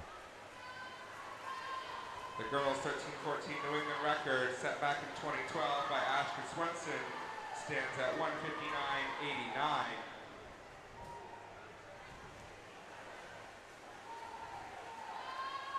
And it is Vivian Moulson who will lead the way at the 50-yard mark. 27:39. Mujahideen in second, Teixeira third. So those are names that we've said a lot over the course of these championships so far this weekend here in day 3. See if Mujahideen will catch up to Moulson, her Crimson teammate.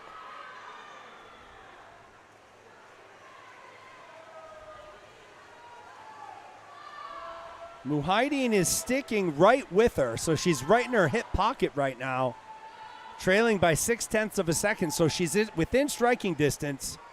These two have really separated themselves from the rest of the field. They're really going for it, huh? Yeah, and see, we got Isabella back here in lane 4. She's doing that breathing every stroke that you had mentioned. Oh, of course, there she goes on a down one. Right when you said it. She had been, though. I was watching her. She's trying to go into that wall real powerfully. But she's back to doing it again. There Every stroke. Yep, good cadence there.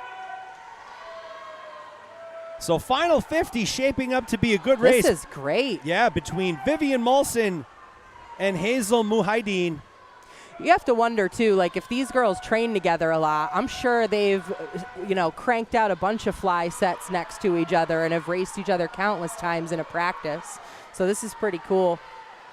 So Moulson had a little bit of a long turn there at the wall, gave Mujahideen a chance to catch up here. Mujahideen puts her head in the water, down. Who's it going to be? At the flags, at the wall. Let's see the touch. It is Mujahideen who takes it. 2:03.25. That's fantastic. Moulson takes second. Joy takes third. So it was Hazel Mujahideen in come-from-behind fashion. She was in second place at the 50, at the 100, at the 150.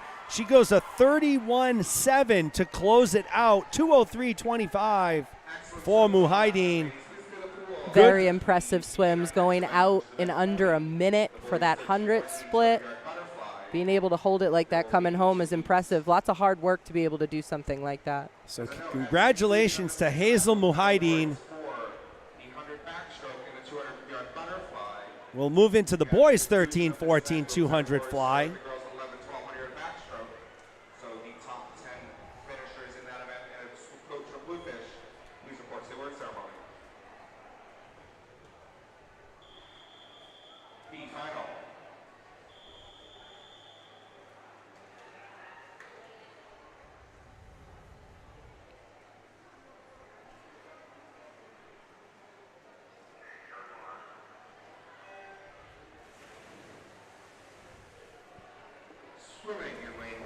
So Jack Chapetta comes in with the top time here in lane number 5. 2:09.44. Keep an eye on lane 1 at the bottom here. It's Devin Bird from Kingfish. Outside smoke. Yep, some outside smoke for sure in lane 1. Bird leads the way. He goes out in a 28-1, followed by Kang and Chapetta. Top 6 swimmers 9/10 of a second apart.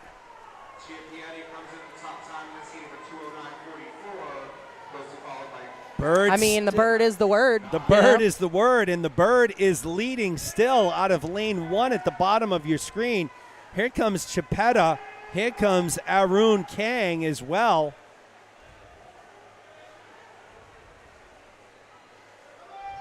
It is Kang who has actually overtaken Bird by 2/10. Chapetta a quarter of a second behind.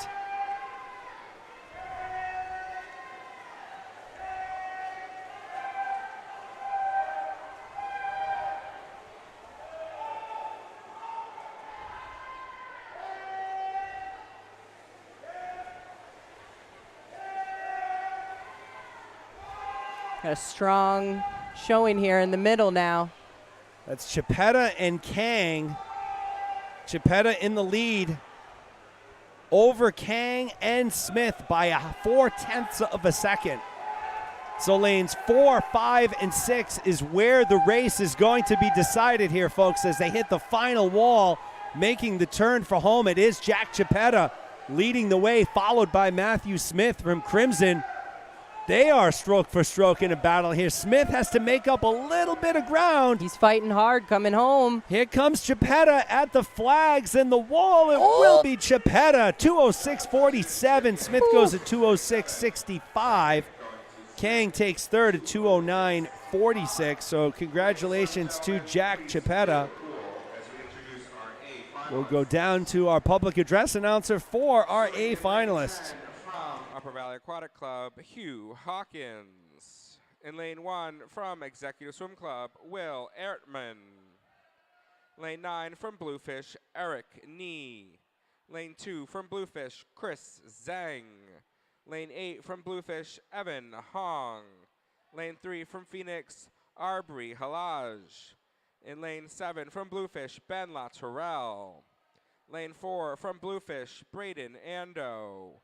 Lane 6 from Bluefish, Zach Parent. And in lane 5 from Charles River Aquatics, David Sapazinskov. So Will Ertman doesn't have the top time coming in, but I'll tell you, he just busted out the gritty when he was announced in lane 1.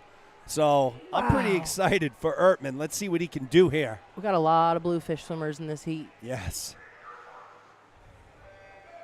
I believe 6 out of 10 swimmers here are Bluefish. Great underwater by Sapoznikov. And he does have a really nice butterfly, very smooth. He is such a powerful young man. If you when you see him out of the water, he is a tall, broad. He's huge. He is a man-child. I've known him since he was 10, and I'm like, no way you're this big already. He is a big, strong kid, and it's showing. He's out in a 25.03. Halledge out in a behind him by 2 seconds. Ando in third. So, Reed, talk about psychologically. You're in a race against a kid like Sapoznikov. He gets out to a 2-second lead after the first 50. What goes through your head psychologically? Well, if my race plan is to be out ahead of him, obviously I've made a misstep somewhere. But, you know, I like to kind of pace myself a little more going out. So, you know, one of my things was just trying to remind myself in a race, swim your race, swim your race. You know, I'm in my lane. Nothing I'm going to do is going to affect the person next to me. The only thing I can change is what I'm doing. So it's about kind of remaining calm and sticking with the plan that you and your coach have kind of, you know, made out for yourselves. Having faith. Believe in the plan. Comes in. Yeah. Believe in the plan. Sapoznikov continues to lead the way. So he went out in a 25.03, followed that up with a 29.3, and now a 29.7. Zach Parent has moved into second, followed by his Bluefish teammate. I mean, they're definitely swimming harder on that last 50. He's giving them a run for the money, but they're going for it. Yep, here comes Parent.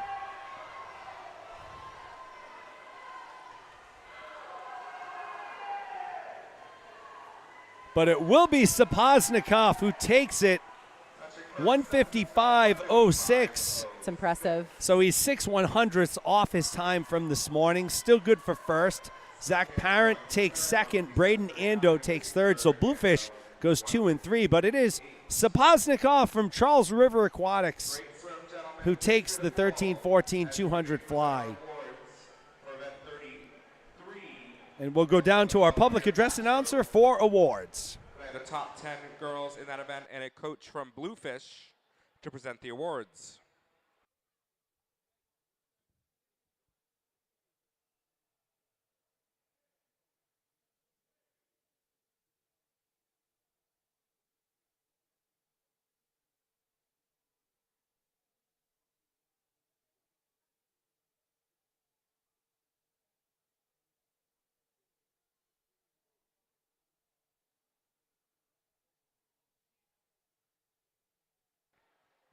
As a programming note, these will be the last awards of tonight.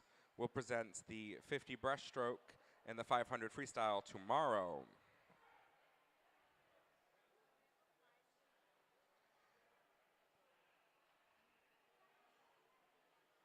Finishing 10th in event 33, the girls 11 and 1200 backstroke from Crimson Aquatics, Eliana Lahim.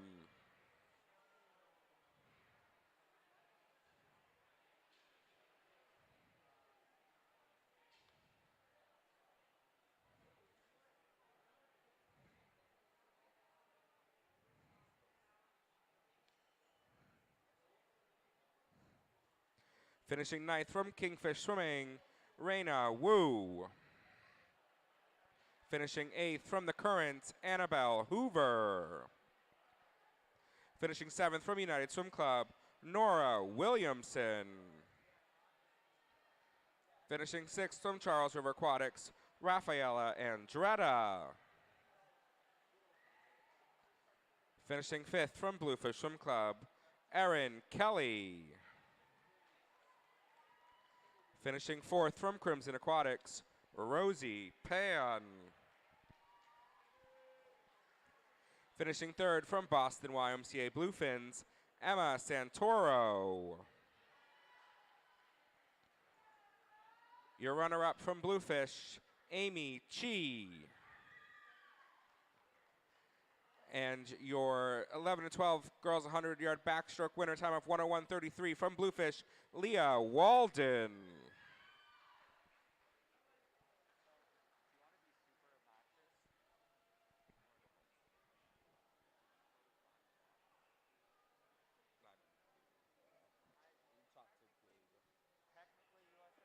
Event 34, boys 11, 1200-yard backstroke. Finishing 10th from the Boston YMCA Bluefins, Alex Barone. Finishing 9th from Rhode Island Aquatic Club, Dara Gamble.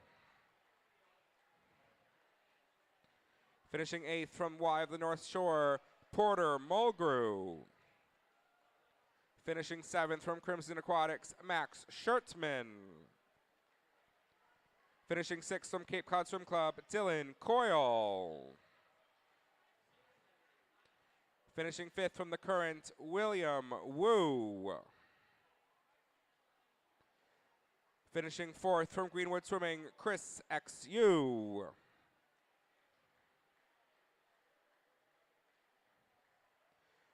Finishing 3rd from Phoenix, Eric Chang.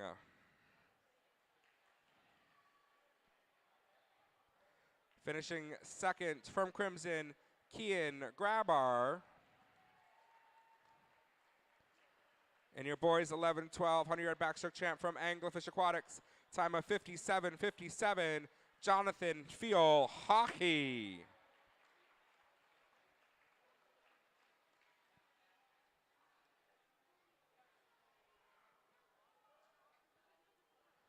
Great swim there, boys, great swims. Presenting the awards for event 35, girls 13, 1400-yard backstroke.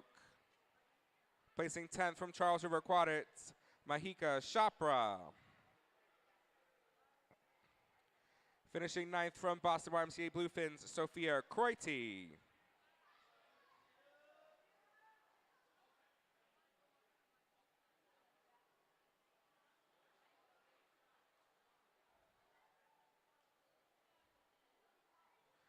Finishing 8th from Phoenix, Lena Thompson.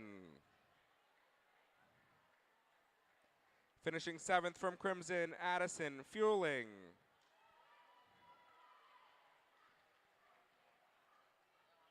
Finishing 6th from Crimson, Emma Kawai.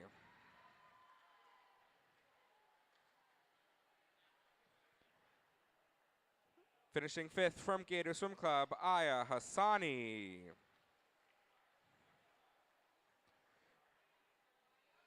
Finishing 4th, swimming unattached with Kingfish, Marina Johnson.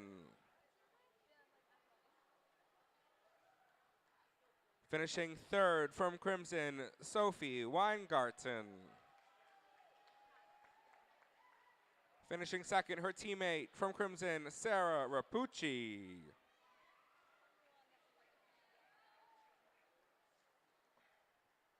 And your girls 13, 1400 yard backstroke champion, their teammate from Crimson, a time of 56.60, Quinn White.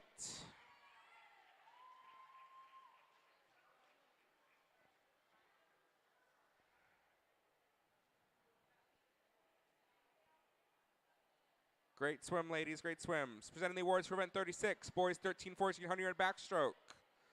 Placing 10th from Gator Swim Club, George Groves. Placing 9th from Crimson Aquatics, Leon Krachowski. Placing 8th from Gator Swim Club, Keith Hartman. Placing 7th from the Current, Gerhard Hoover. Placing 6th from Crimson Aquatics, Matthew Smith.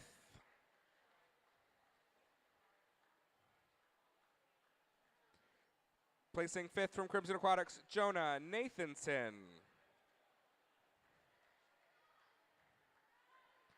Placing 4th from Inner City Marine YMCA, Azraya Mamuset. Finishing 3rd from Bluefish Swim Club, Jack Chiapieta. Your runner-up from Bluefish Swim Club, Alex Parent. And your boys 13, 1400 yard backstroke champ, in a time of 54.58 from executive Ethan Steichen.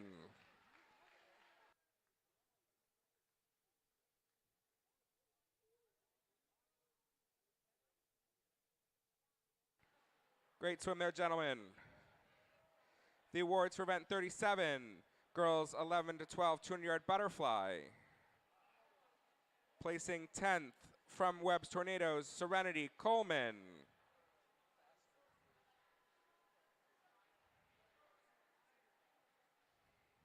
Placing 9th from Boston YMCA Bluefins, Julia Lembo.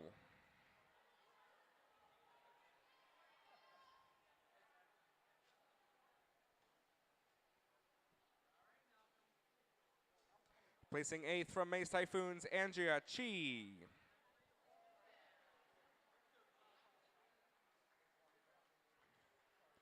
Placing 7th from Gator Swim Club, Grace Lunardelli.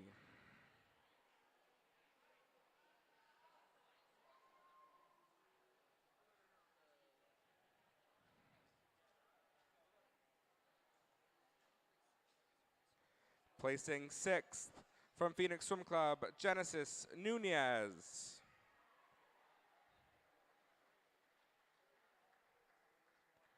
Placing 5th from Bluefish Swim Club, Amy Chi.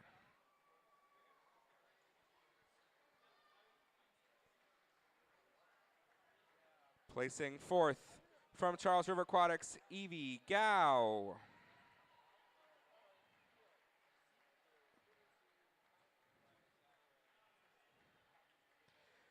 Placing 3rd from Gator Swim Club, Sarah Zhang.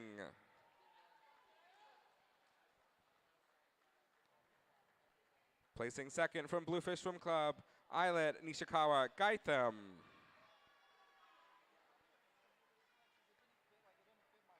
And your girls 11-12 200-yard butterfly champ from Bluefish Swim Club, a time of 2:10.05, Margot Levaik.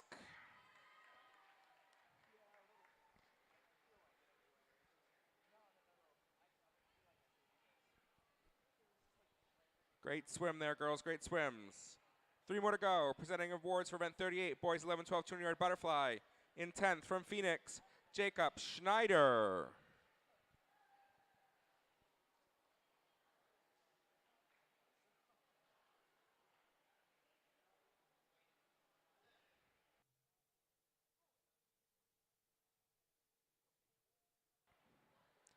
Placing 9th from Edge Swim Club, Aiden Boyle.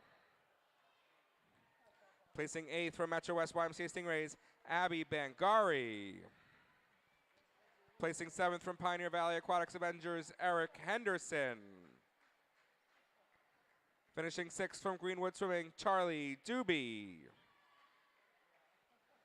Finishing 5th from the Boston YMCA Bluefins, Alex Baroni. Finishing 4th from Metro West YMCA Stingrays, Brian Zhang. Finishing 3rd from Charles River Aquatics, Derek Liu.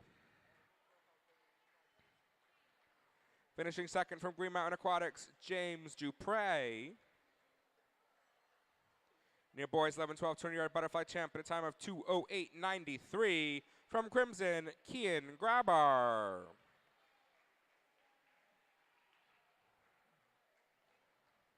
Great swims there, boys, great swims. Event 39, girls 13-14 200-yard butterfly. Finishing 10th from Charles River Aquatics, Sophia Kukras.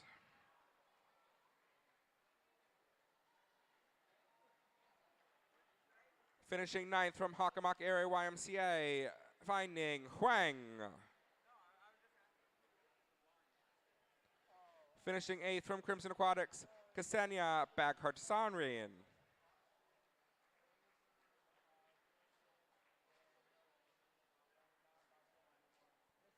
Finishing 7th from United Swim Club, Isabella Teixeira.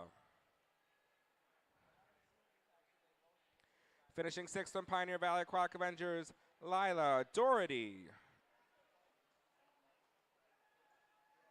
Finishing 5th from Phoenix Swimming, Madeline Gregory. Finishing 4th, her teammate, Amelia Barron.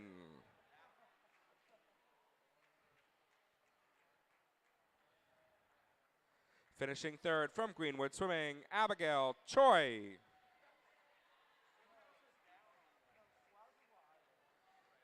Your runner-up from Crimson, Vivian Molson.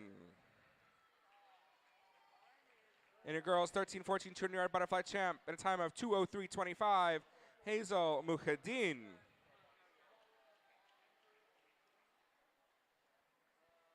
Great swim there, ladies, great swims. Last awards of the evening, event 40, the boys 13-14 200-yard butterfly. Finishing 10th from Upper Valley Aquatic Club, Hugh Hawkins. Finishing 9th from Bluefish Swim Club, Evan Hong.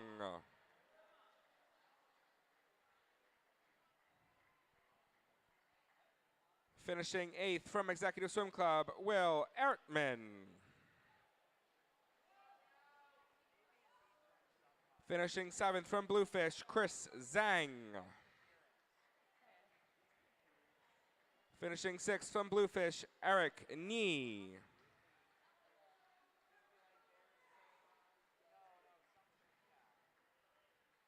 Finishing 5th from Bluefish, Ben Latourelle.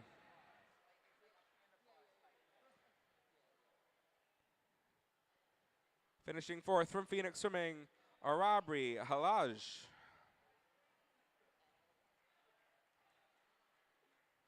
Finishing 3rd from Bluefish Swimming, Braden Ando.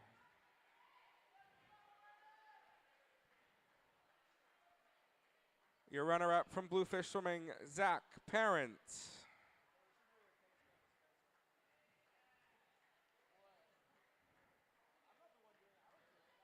And your Charles River Aquatic champion, boys 13-14 200-yard butterfly time of 1:55.06, David Sapozinskov.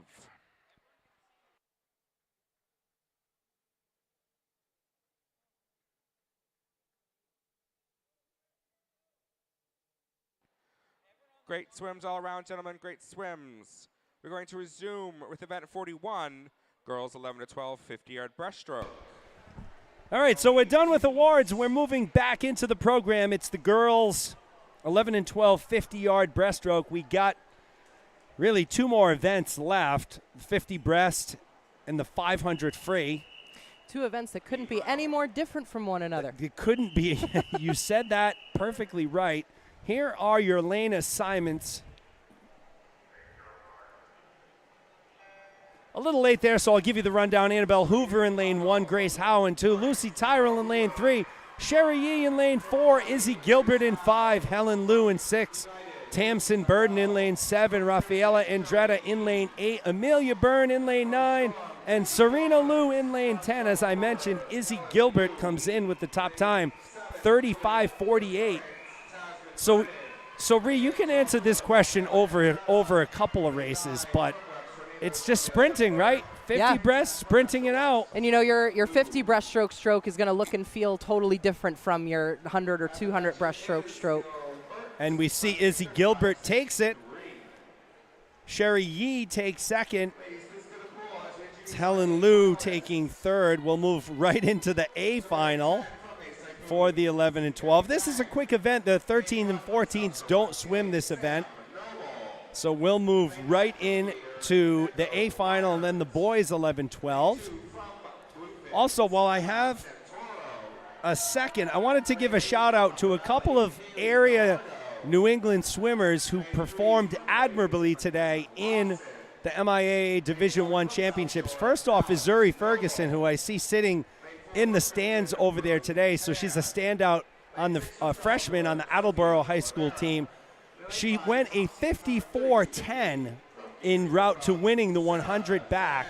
So that was an All-American cut. So congratulations to Zuri Ferguson. You had Julia Pelchat from Bishop Feehan, who came in first in the 50 free and second in the 100 free. And you had Jill Carline from Bishop Feehan, who won the 200 free. So some big efforts there. Of local area swimmers involved in New England swimming, Noble in 1, Santoro in 2, Lawson in 3, Pan in 4, Zhang in 5, Oliveira in 6, Noble in 7, Bellardo in 8, Wienert in 9, and Zhang in lane 10. Zhang and Oliveira looking pretty tight right now. Yeah, that's a very old record. And it is at the wall, Sarah Zhang who takes it, 32-8. That's Rosie Pan in lane 4 who took second. Sophia Oliveira takes third. We'll go right into event 42, the boys 11 and 12, 50-yard breaststroke.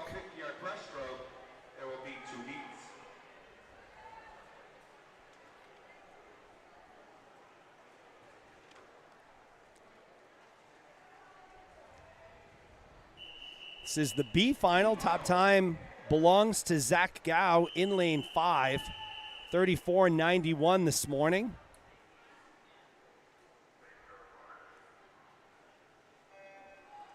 Good start there by Gao in lane 5.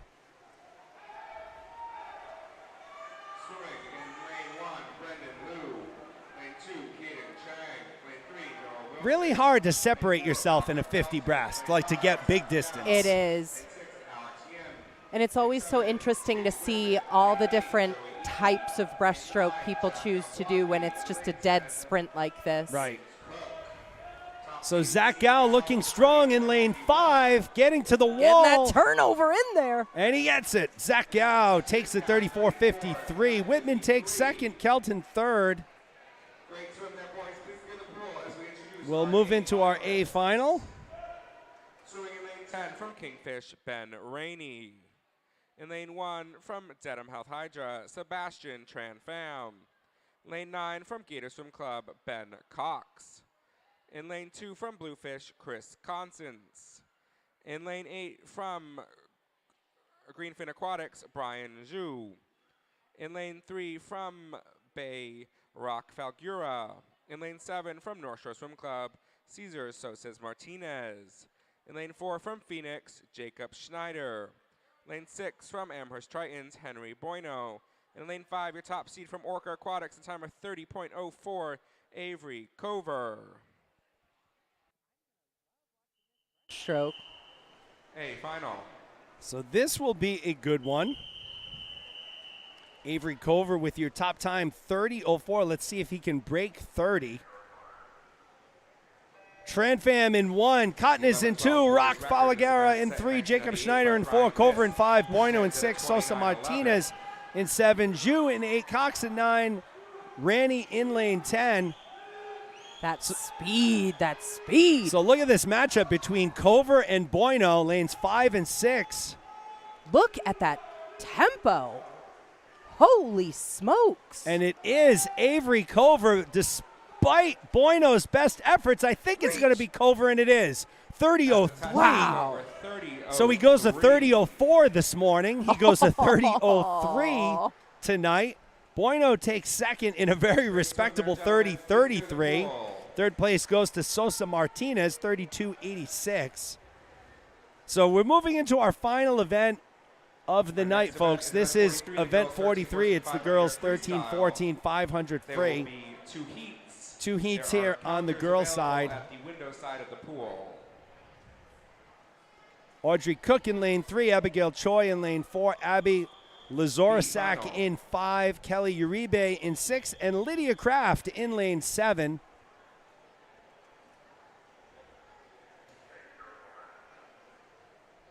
So, Reed, did you swim the 500 when you were a swimmer?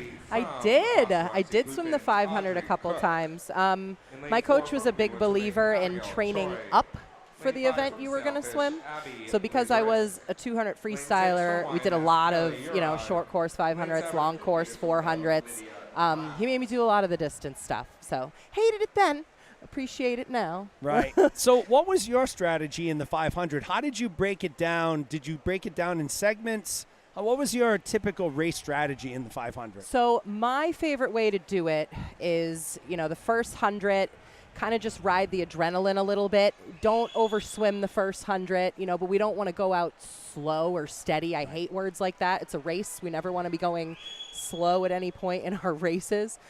So I would kind of just ride the adrenaline the first 100, build into the second 100, and I was, full tilt by the third 100. I'm a firm believer in you can't sit back on races. You only get slower as you keep swimming. It's just, science. Yep. So if you wait too long, you're gonna put yourself out of the race. My kids, some of our kids are fans of doing, negative splitting it, so doing a 250 build and then a 250 race. I got some kids that like to do, 4 lengths, 3 lengths, 2 lengths, 1 length, all like building into faster things and then repeating that. There's all different kind of like race plans you can give younger kids to kind of keep them engaged and, teach them about their body and where they like to swim in races and where they like to turn it on in races. So when Ree refers to a negative split, that typically refers to swimming the second half of the race faster than the first half of the race. Something that is not done all too often. Not easy to do. No, not easy to do. Not easy to do. Not easy to do at all. So as we're watching the action here, Kelly Uribe leads the way. She's followed by Lazorasak and Choi. Cook in 4th, Kraft in 5th right now. It wasn't a big spread of times. It was Lazorasak leading the way. Came in with a 5:25.39. Uribe 5:29.34, so not too far behind her. Choi 5:31.01. Kraft 5:31.79. And Audrey Cook 5:33.13. And folks, please feel free to hop into the live chat if you have any questions for Ree. It's not too often we have an Olympic gold medalist on the broadcast. I'm sure many parents out there may have some questions around swimming, around anything related to the sport in particular. So if you have any questions you'd like us to ask Ree, please jump into the live chat. There's still almost 200 of you on the board. Don't be shy. Yes, don't be shy. That is for sure. Uribe continues to lead the way, followed by Lazorisak and Choi. So Uribe continues to lead the way. You know, Ree, one thing we were talking about in pertaining my daughter is weight training, right? So, yes. I mean, you know, you start to get into that 11, 12, 13, 14 range. Kids start to take an interest, right, in working out more, lifting weights, working out. What is your overall philosophy on that? And think back to when you were that age. When did you start, you know, working out and really hitting weights? See, I feel like that's one of the things about not just our sport, but fitness in general that's really changed. You know, when I was a kid growing up, the rhetoric around it was you don't put a weight in a kid's hand under a certain age because it could hurt their development or their joints or their You know, where they're finding now that the age isn't really the important part. It's doing things correctly and learning the basic mechanics correctly. I mean, as coaches, we do that all the time. When we teach kids how to swim, we don't throw them in the pool and go, okay, 200 freestyle. We go, here's how you kick properly. Right. Here's how you pull properly, you know. So as long as it's done by a professional and it's monitored, I really think like you can start at any age. However, that being said, I think that if you start too early as an athlete, you might, you know, max out your potential earlier than you want to. So I'm a firm believer in kind of just building on things. You know, start with just the swimming and basic plyometrics, dry land stuff, and maybe as you plateau there a little bit, you add a little bit of weight training in and then a little more. What you don't want to do is get to college and be completely maxed out on strength. You don't really have anywhere to go from there. Right, right. So there was the bell for Uribe. Kelly Uribe in lane 6 from YMCA of the North Shore. She'll take this one. She's really led from start to finish, 5:18.59.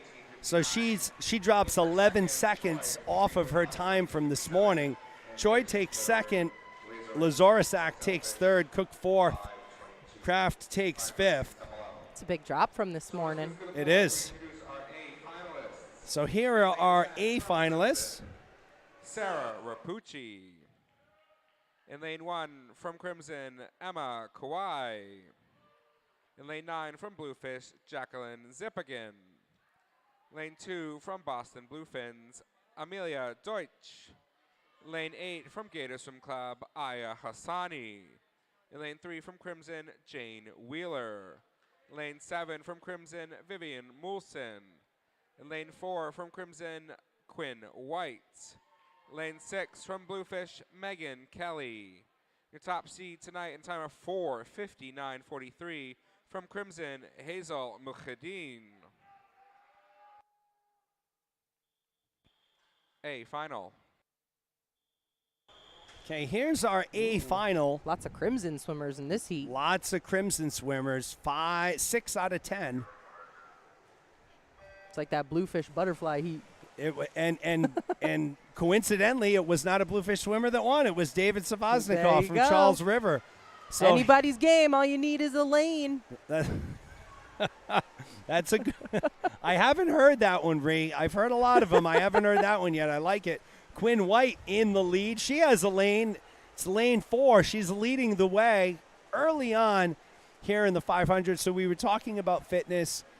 You know, for the parents out there, and let's see if we have any questions. We don't have any questions yet. So for the parents out there whose children express an interest in swimming at that next level in college, right? And I see it with my daughter, Addison, who's a sophomore. You know, talk about the level of commitment that's required to be a Division I swimmer as you were at the University of Southern California. I am so glad you asked about that. So I think the one thing that stays consistent among swimmers from, you know, D1, D2, D3, any really swimmer that wants to go to college is the dedication level. You know, you have to be going to practice all the time. You have to be doing those extra little things to get yourself, you know, to where you want to go. You got to be sleeping the right amount. You have to make sure that you're eating the right amount of foods. And you also have to make sure that you have the school stuff together as well. Like, you know, you have to have the whole balanced life. You can't just be focusing on the pool and letting the grades fall, you know, through the wayside, and vice versa. You know, it's all about finding balance. But I think my biggest advice for kids that want to swim in college is don't compare yourself to other swimmers. You know, like there are so many different avenues and ways you can get into college swimming. It's not just, oh, I have to be, you know, first at age groups, or, oh, I have to be, like, it's not about that. You know, we can find any swimmer a place in college if that's really where they want to be. It's good advice. Very good insight there as well. Always keep in touch with yourself. Obviously, the things like nutrition, you know, keeping your academics up, because let's face it, right? At the end of the day, when you look at every swimmer that's in this pool, the odds are there's not one Olympian here. Those are the odds, as harsh as that sounds, right? Statistically speaking. So you have to understand that at some point your swimming career will end, and you will need to fall back onto something else. That's right. So Mike Copeland says, when looking at college, how and what do we look for in making the right choice? That's a good one, because especially for kids that are getting recruited by several schools. What did that look like for you? How did you make that choice of Southern California versus probably a ton of other D1 schools? Well, I got a little lucky. I sort of knew what I wanted to do when I went to school. I know a lot of kids don't, and that's totally okay. I feel like I knew better then what I wanted to do than I even know now. So things change.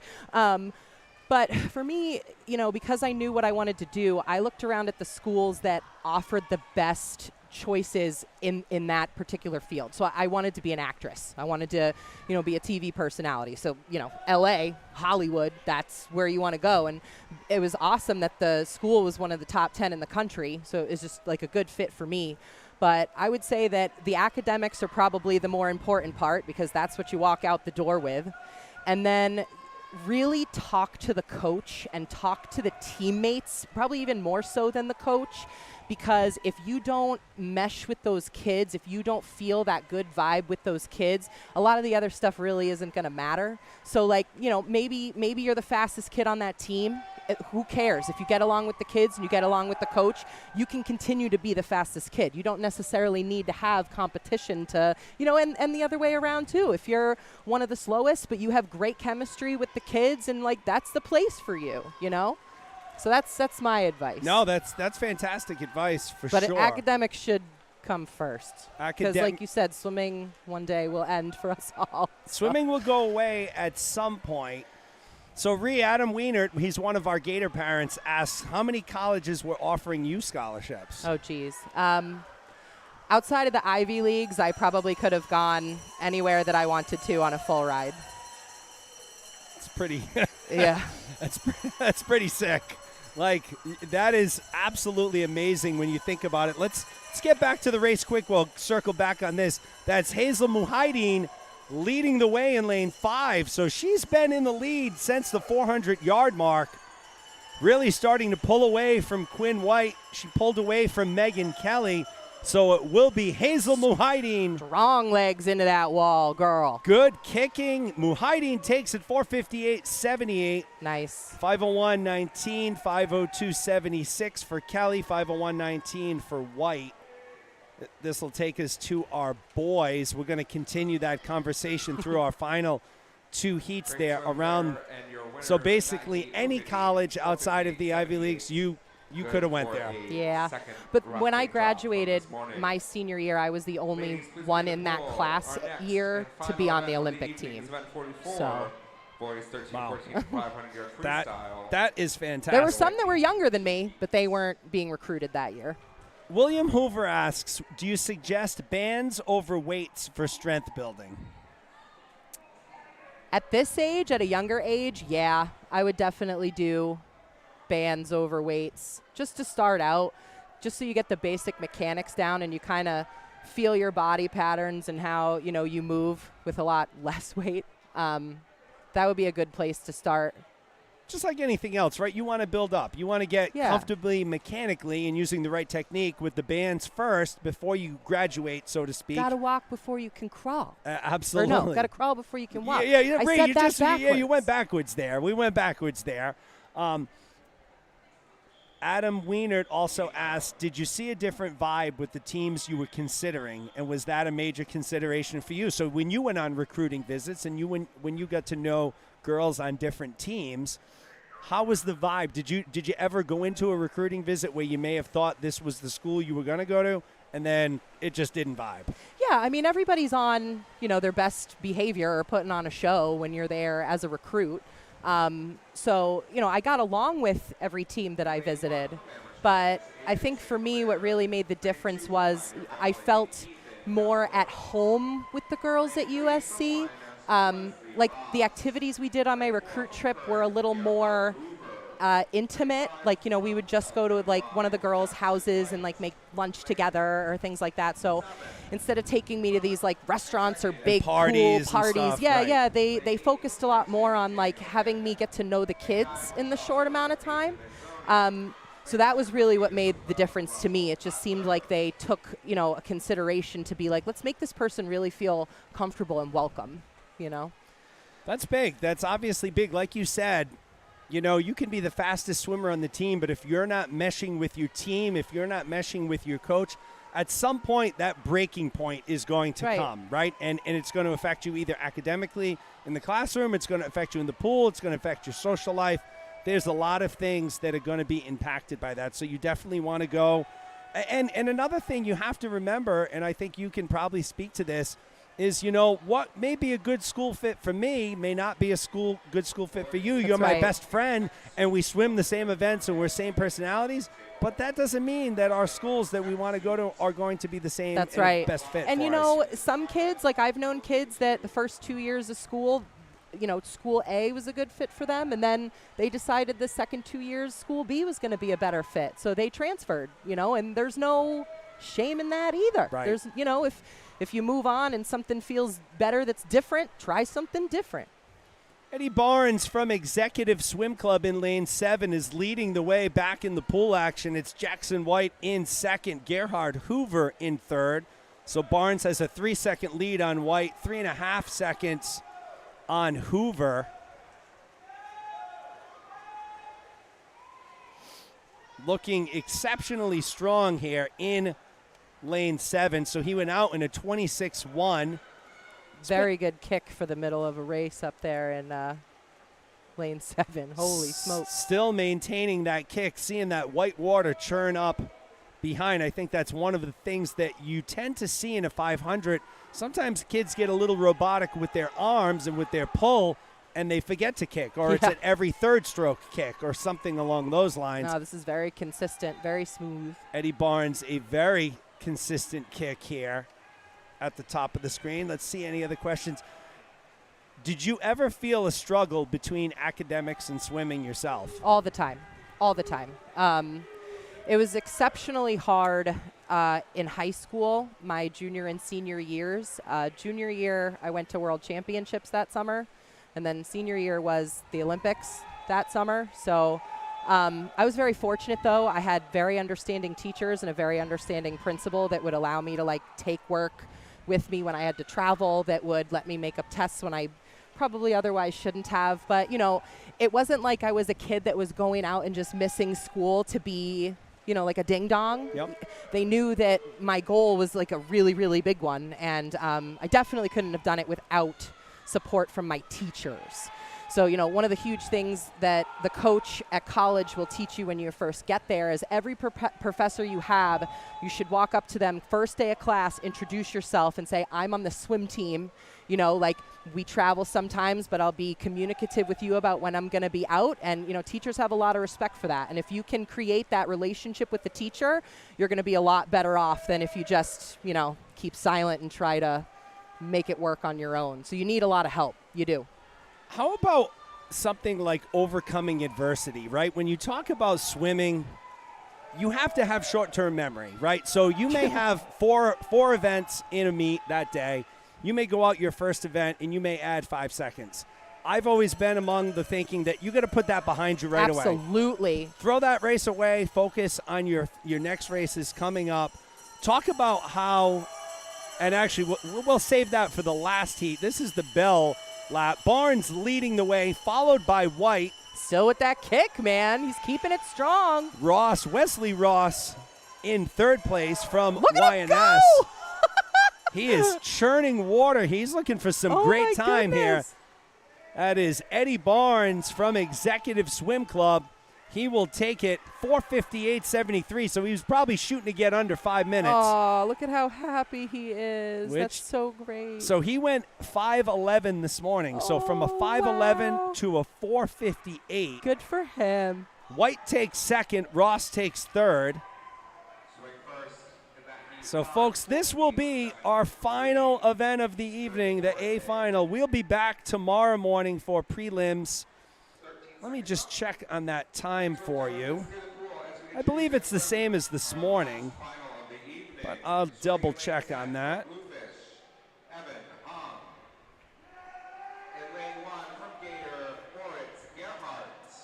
So we're live tomorrow morning at 8:40. The broadcast begins at 8:40. Ree, this has been great. This is, Thank you so much we're for not done. having me. Well, we're not done. I still have another question for you to talk about in this next race. But I think the insight that you've been able to offer as someone who has swam competitively at the level that you have is invaluable to parents out there, right? Let's face it, many or most of these kids are going to want to go on to swim collegiately. They're swimming at a high level now. They're probably going to want to continue that. Yeah. And just to hear your perspective, on little things like even choosing your college, talking to your coach, talking to your teammates more importantly. So this is the A final. Top time coming in belongs to Alex Parent. The Parent twins are in lanes 5 and 6. Moritz Gerhardt in lane 1, Keith Hartman in 2, Eric Nee in 3, Braden Ando in 4, Alex Parent in 5, Zach Parent in 6. So Bluefish in lanes 3 through 6, Jack Eady in 7. Bluefish heat. Sang in lane 8, Copeland in 9, Evan Hong in 10. So I did read a little bit about you where you had some adversity with, you had a tonsil, right? There was something. So talk a little bit about that and how you overcame that. So when I was a kid, I would get strep throat like all the time. And doctors constantly wanted to take my tonsils out, and it was never a good time because I was always training, and I was like, I can't miss that much swim. And so we never took them out. And I went to a swim meet in Long Beach before Olympic trials in 2004 because that was the first time they constructed and built the pool for trials. Before that, it had been always in Indianapolis. So this was the first time they built a pool for trials, and my coach was like, it's important to go out to this meet and swim in this pool because no one's swum in it before. So we go out to this meet, and it was the same weekend as my high school graduation. So I threw a little 17-year-old girl fit about, missing what I thought was going to be a really big event in my life. Don't regret not going now. But at the time I was upset, and I got sick when we got to the meet. So my coach thought I was maybe fake putting it on a little because I didn't want to be there to begin with. So I raced, and as the meet went on, it got more and more apparent that I had really nasty strep throat. So at the meet, they gave me like a ton of antibiotics, and we flew home. And when I got home, I was laying on my couch, and it started getting harder to breathe, and my tonsil was like swelling, was abscessing and getting larger. So I had to get rushed to the hospital. I was in the hospital for like 3 or 4 days, couldn't eat, couldn't move, couldn't like really do anything, but it went away. They don't know what caused it. They don't know why it happened. And since then, I've never had strep throat again.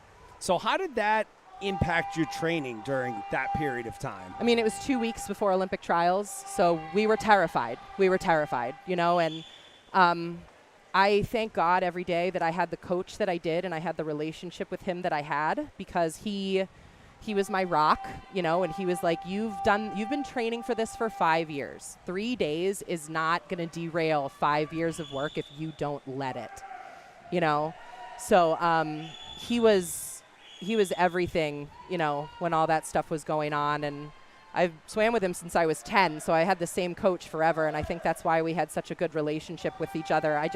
We gave it the time that it needed, you know. Great story for sure. Alex Parent leading the way, followed by twin brother Zach Parent. So I love watching the Parent kids swim. So all of the Parent kids, exceptional swimmers, obviously. Alex has a motor on him like no other. So at the 300-yard mark, he's still churning away. Bye. He's holding 27s, low 28s.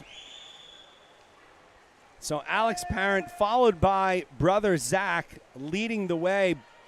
Braden Ando. I think one of my favorite things about being a coach is watching siblings swim, because a lot of the time they have such crazy stroke similarities that my coaching staff and I wonder all the time, like, how much of it is nature and how much is nurture? You know, like, how much of it is actually just genetics and, you know, just you're only going to swim with the tools that you have, and how much of it is, you know, what you can do with it. It's so nuts. And what is, you know, the conditioning aspect of what Alex is doing right here? I mean, he's still going full throttle, 400 yards in. He looks like he's at 200, like, he looks like he's going 200 speed. It's unbelievable. It is. You got to be in crazy good shape to swim like that for that long. So the bell has toiled for Alex Parent. He will be your champion in the 500 free. Zach Parent will take second. So the Parent brothers capping off another 1-2. Nice. Parent 4:37.93. Let's see what he went this morning. 4:41, so a 4-second drop for Alex. Nice. Zach goes a 4:44, and he's right on his time from this morning. He went a 4:44.